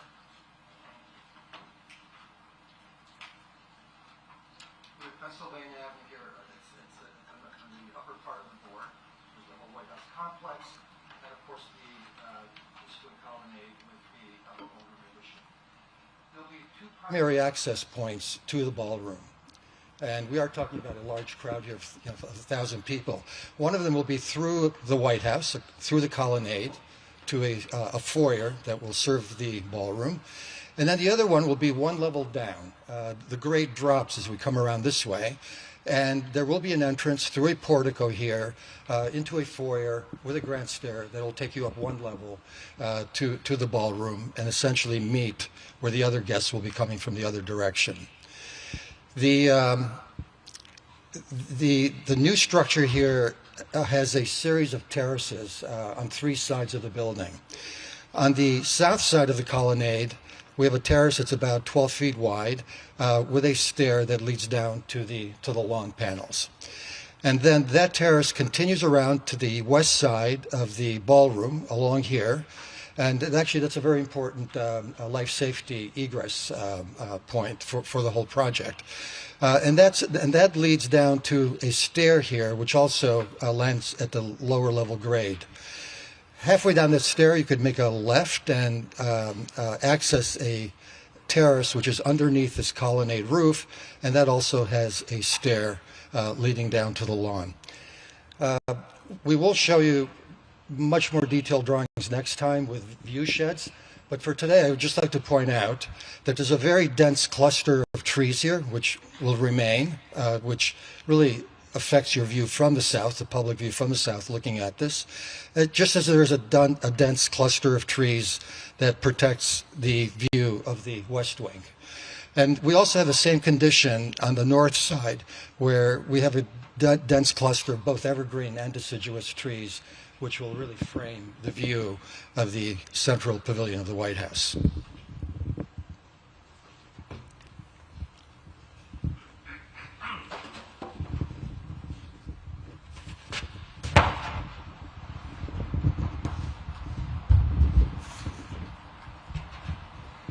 These are very schematic drawings of the two primary levels.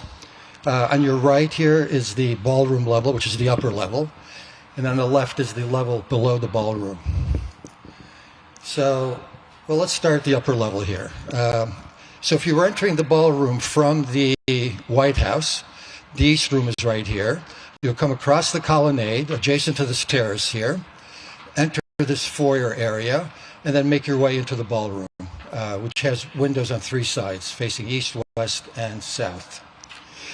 If you're entering from the other side, and many of the guests will be entering from the other side, you will come up a few stairs here through a portico, and that would give you access.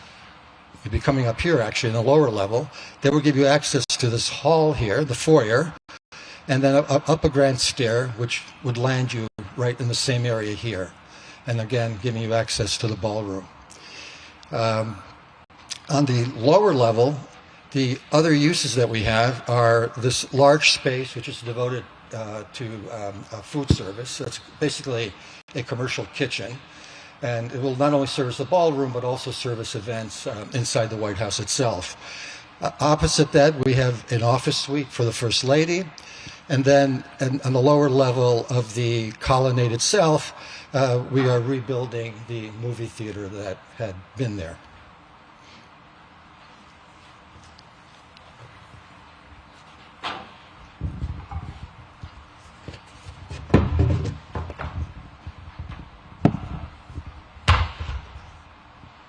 These are north and south elevations of the White House complex. We've removed all the trees, no landscaping at all is shown. Just wanted you to see the buildings very clearly.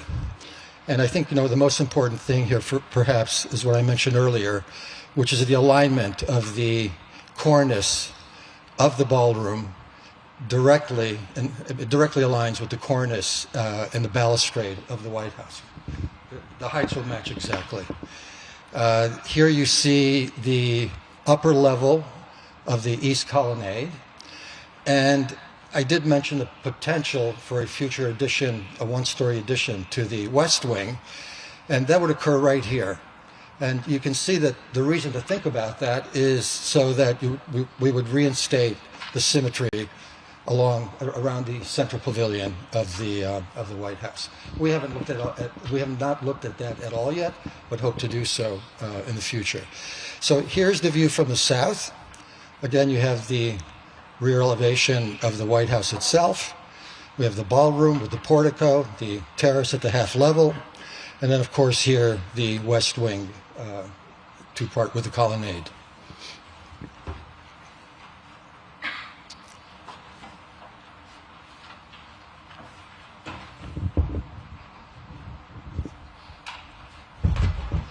These are larger elevations, just so you can start to understand the character of the building.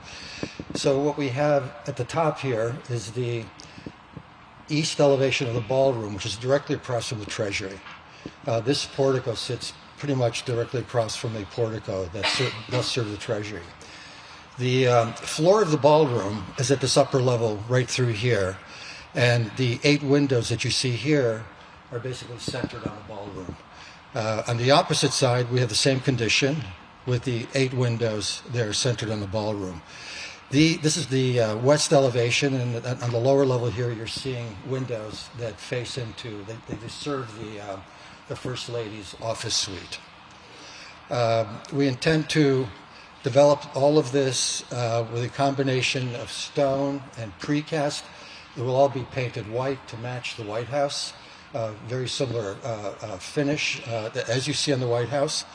And of course, the windows and all of the masonry details are things we are working on right now.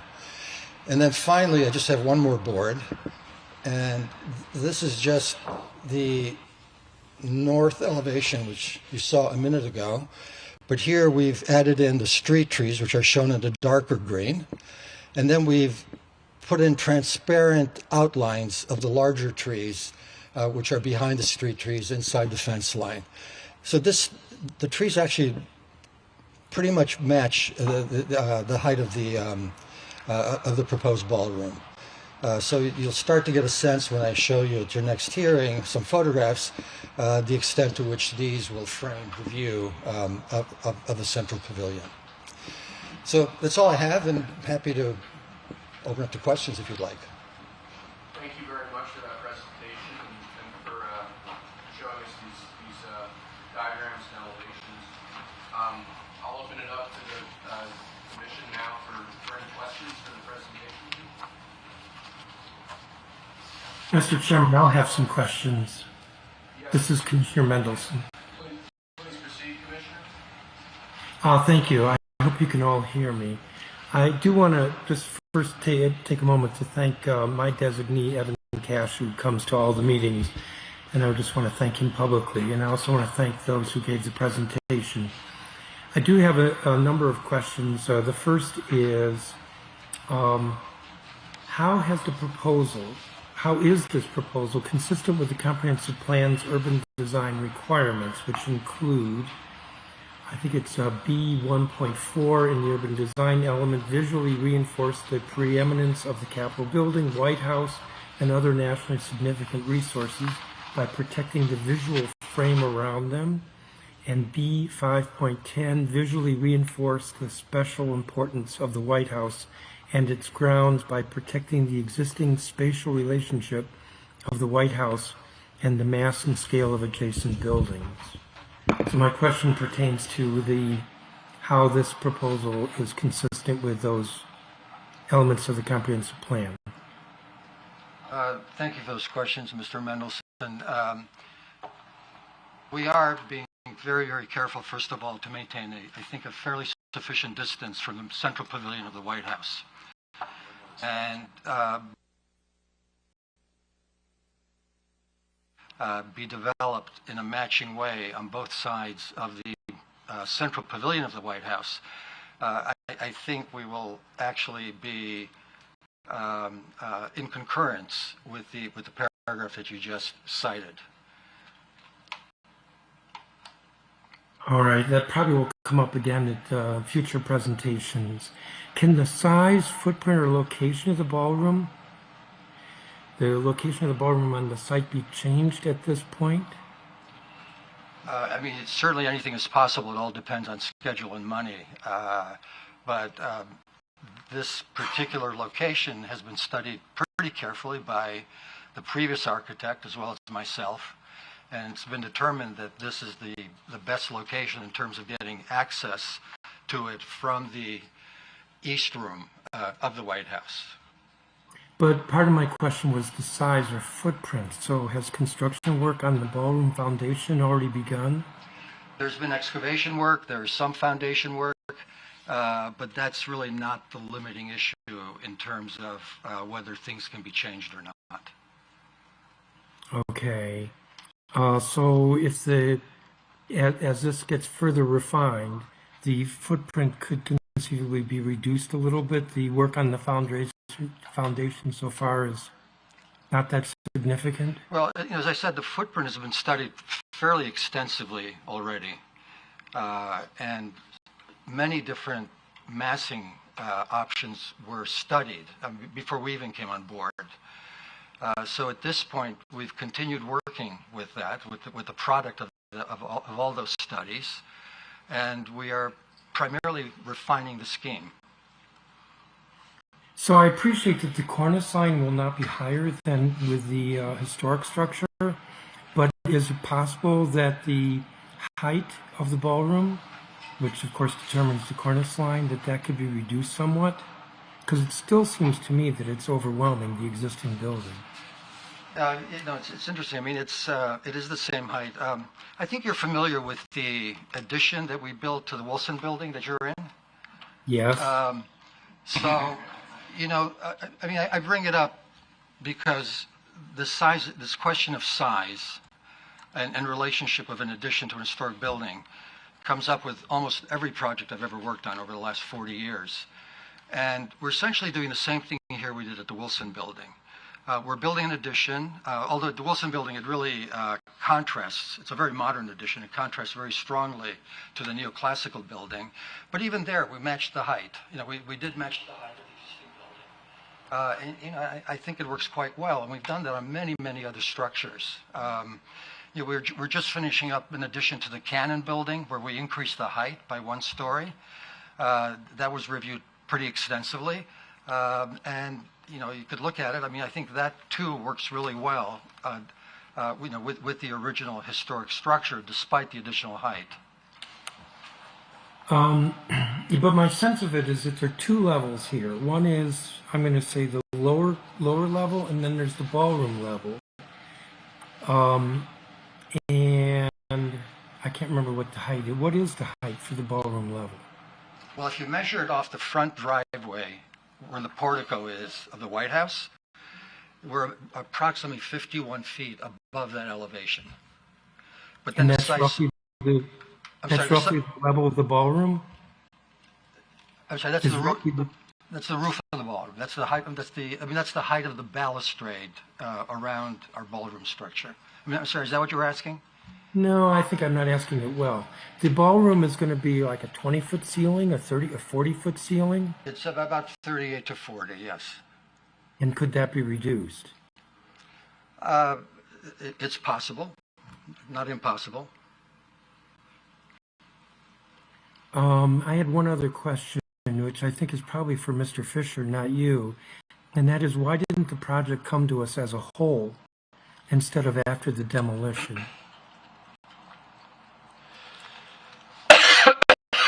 Thank you for that question. We've begun work on this project. There are 2 phases to this project. I think that you've alluded to it with Shalom here. There are some things regarding this project that are, frankly, of top secret nature that we are currently working on. That does not preclude us from changing the above-grade structure. But that work needed to be considered when doing this project, which was not part of the NCPC process. And let me note, just for the record, if it's okay with you, Commissioner, it's long been the view of NCPC's counsel's office that the National Capital Planning Act does not give us authority to review demolition or site preparation work.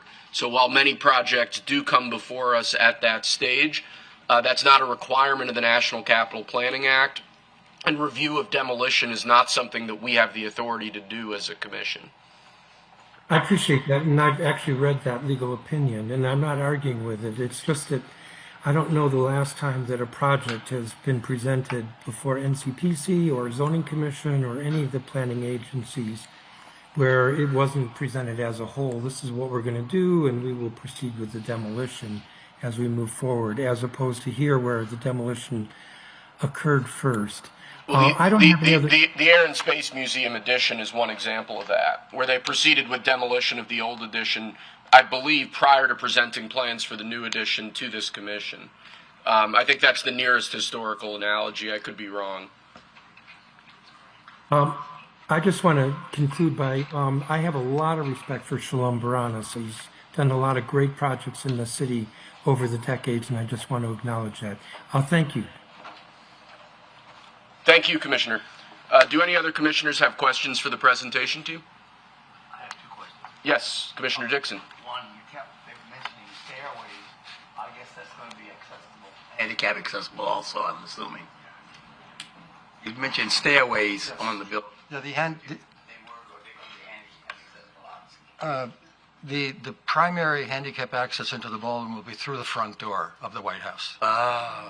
So the other entrances will not accommodate The other stairways are there for egress purposes, for fire code purposes, and they are stairways, so a wheelchair would have to really go in the other direction. But I think that may be a concern, I would think. I mean, we want handicapped people to be able to egress too. Oh, absolutely. No, believe me, we are looking very closely at all of that, all of the code. Secondly, there hasn't been any discussion of the new security process that we used to go through, or we have gone through with the labyrinth of different corridors to get cleared to get into the White House. How is that going to be addressed in this process? Really let you in any time, but No, I've been back for a while. Thank you for the question, sir. We are currently looking at a new visitors entry facility that would be part of this project. Again, as we look at this, it's not just the East Wing modernization. It's not the ballroom. We are looking at a totality experience for the White House complex. As I mentioned earlier, historically, when you come to the White House, you go through double wide trailers, tents, out in the cold. We don't think that that's befitting of what the White House should be or could be, quite frankly. So those plans are under review. We're trying to put them together, make sure that we've got our I's dotted and our T's crossed before we bring them before this commission so that you guys can hopefully see and enjoy what we've produced. I think that it's a sensitive area to even make it public how this process may work. But one of the detractors from the historical structures was the complicated clearance process and the hodgepodge, if you will. So I'm assuming you will present to us how that will be handled in the future. Yes, sir. So we can look at that. And I do hope we do something with the handicapped issue. Thank you. Thank you. Do any other commissioners have questions for the project team? Yes, Commissioner. Question, clarification from something that was presented. There was talk of adding potentially an additional level on the west wing side of the building. Is that to the west wing structure itself, or just to the on top of the walkway over? Or what's it would be just to the colonnade. Any other questions before we proceed to deliberations? Hearing none, I'd like to thank, as always, our staff and the presentation team here. Vice Chairman Levenbach, would you like to kick things off? I think what strikes me about it is and some people here, some of the commissioners have participated in White House events more than I have, but I'm struck at how much this expands the utility of the compound. I think about the Hanukkah party I just went to. You start at the north end of Lafayette Park, then you walk through one set of trailers, and you walk through another set of trailers, and there's a code check, and then when you get inside, it's pretty crowded, and there aren't that many people there, and this is going to just open up access to people at a much higher level, and I think that it's going to be enjoyed for generations to come. So I'm really excited to see how this project develops. Thank you, Vice Chairman Levenbach. Commissioner Blair. I would just say I think that it looks like it's going to be very beautiful, but the utility, I think for those of us that spend a lot of time there, is fairly obvious. I think Winston Churchill said to the House of Commons when they were going to rebuild it that we shape our buildings and then they shape us thereafter. The White House is a special place, but people come there to gather and to work. I would tell you that we've seen times where simply doing something like getting the Congress together to have a meal and break bread is not something that the current structure of the White House really accommodates in any way with the President of the United States. That's a problem. When foreign dignitaries visit, the President of the United States of any party is invited all over the world and goes and gets to see the best of whatever the country has to offer. And I think the President's view would be that he thinks the American people deserve that same opportunity to have grand gatherings for visitors to our country and show them what America has to offer. So I think it has obvious utility. I think it's very considered in its design, and I look forward to seeing the progress of the project and appreciate your presentation and look forward to working with you. Thank you, Commissioner. Administrator Forrest. Thanks very much, Chairman. James read from my notes, so I'm right with him on everything. Thank you. Thank you, Administrator Forrest. Commissioner Dixon. I appreciate the presentation and look forward as this moves forward to more deliberation. Thank you, Mr. Chairman. Thank you, Commissioner. Commissioner Mendelson. Yes. Sorry, I was muted. I am. Let me say that I think that the elevation we saw from Pennsylvania Avenue was not as disturbing to me as the elevation from the ellipse. And as I said in my questions, I'm concerned about this addition overwhelming the original historic building. I appreciate that the architectural umbranas has really good taste with regard to dealing with historic structures, but I do think that it sounds to me like the height could be lowered without jeopardizing the footprint.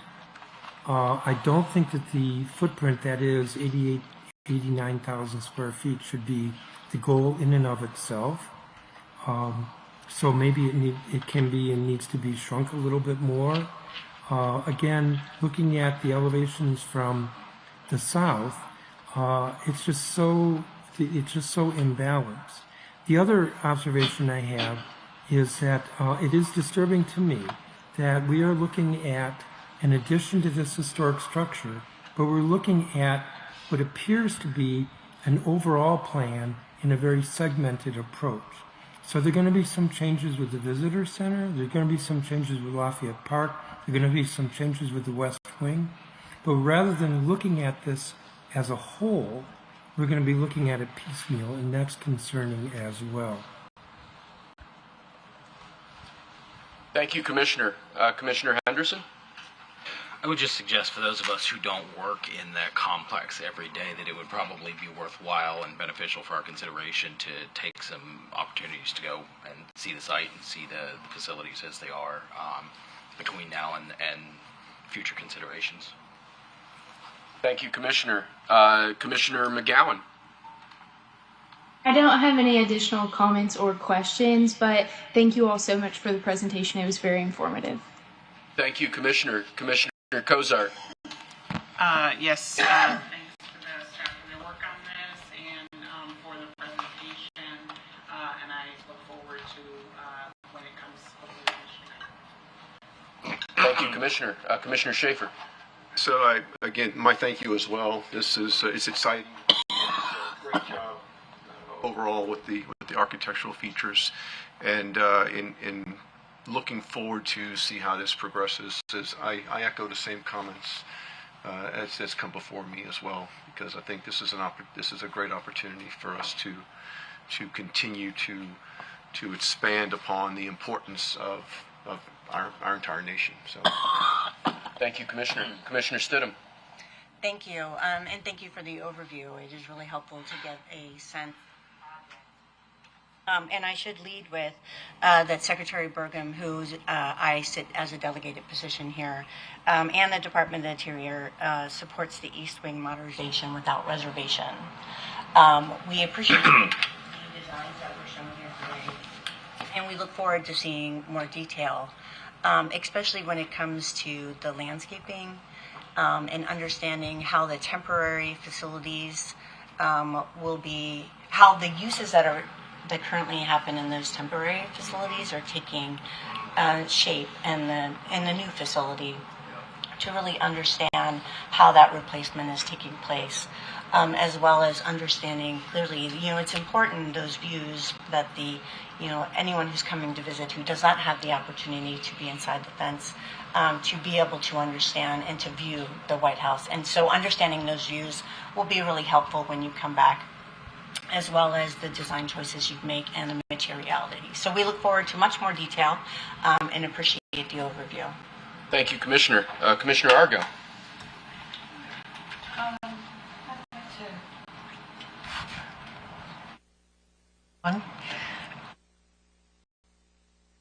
Myself with my next door neighbor's comments, and seeing how this progresses. I have some concern about size and scale, and in a number of ways, but we can talk more about that as I said, as the design and the work on this progresses. Thank you. Thank you, Commissioner. Speaking for myself, just a few things that I'd say. First of all, Commissioner, if you want to come over for lunch, you're welcome anytime. Happy to show you around. More seriously, though, I think every project that comes before this commission is ultimately determined in large part, or is shaped in large part by its function. And I think it's worth emphasizing a point that Commissioner Blair made, which is the vital nature of the function that I believe this project is intended to advance. It's been a distinct honor for me to get to, frankly, travel around the world with the President and visit foreign countries and be hosted by the leaders of foreign countries. And I think it's notable that when the President of the United States of America flies to the United Kingdom, he's hosted at Windsor Castle. And when next year the King of the United Kingdom of Great Britain and Northern Ireland comes to the United States, more likely than not, he will be hosted in a tent on the South Lawn with porta potties. That, to me, is not a good look for the United States of America. And I think that when you think about the long history of planning for a state ballroom on White House grounds, if you think about the number of times this project has been suggested historically, it speaks to that programmatic need. This isn't a new idea. I've been interested to see that even in the press reports that have been, or the press articles that have been very, I'd say, agitated about the way that this project has progressed, there has been a recognition by previous occupants of the White House from both parties, people who have worked in the White House from both parties, that there is a real programmatic need for a building like this.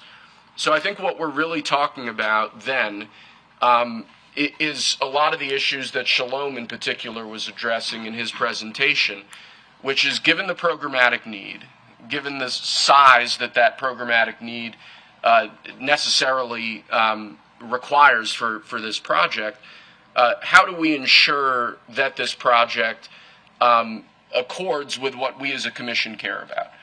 How do we ensure that the view sheds, that the way that the public will experience this building won't detract from the way that the public experiences what I believe is one of the really 2 or 3 most important buildings in Washington, D.C. and in the region that we have jurisdiction over, which is the White House. I'd be interested to see more detailed elevations, particularly from the south, in light of Commissioner Mendelson's comments, what this would look like with the tree line, because I think that the elevation that we see there, just based on my knowledge of what the property looks like, that's very stark, and I don't think really represents how the public would experience this building. I think it's important that this is framed between the White House and the Treasury building, which is a building of significant massing. And I'd be interested to see an elevation that extends essentially further to the left or further to the east to encompass sort of the full viewing experience from Pennsylvania Avenue. And as many commissioners have said, I just look forward to seeing more details in the weeks and months ahead. And I'd like to thank, as always, our staff for the collaboration, the work they've already put in on this issue. I think they can be a real resource to the project team, particularly as you start thinking about the visitor experience, visitor entrance, other aspects of the broader modernization of the White House complex, and particularly how the public interacts with it.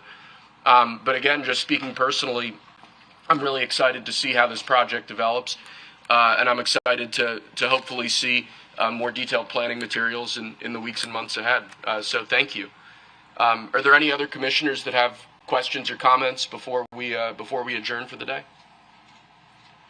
Well, in that case, unless there's anything else for us to address today, if there's no other business, that concludes the open session agenda for this meeting of the National Capital Planning Commission. Our next regular commission meeting will be on Thursday, February 5th at 1 p.m. I believe the commissioners are now going to exit the chambers. If you could please hold your seats while they do so. that would be a great help. And thank you all for being here today.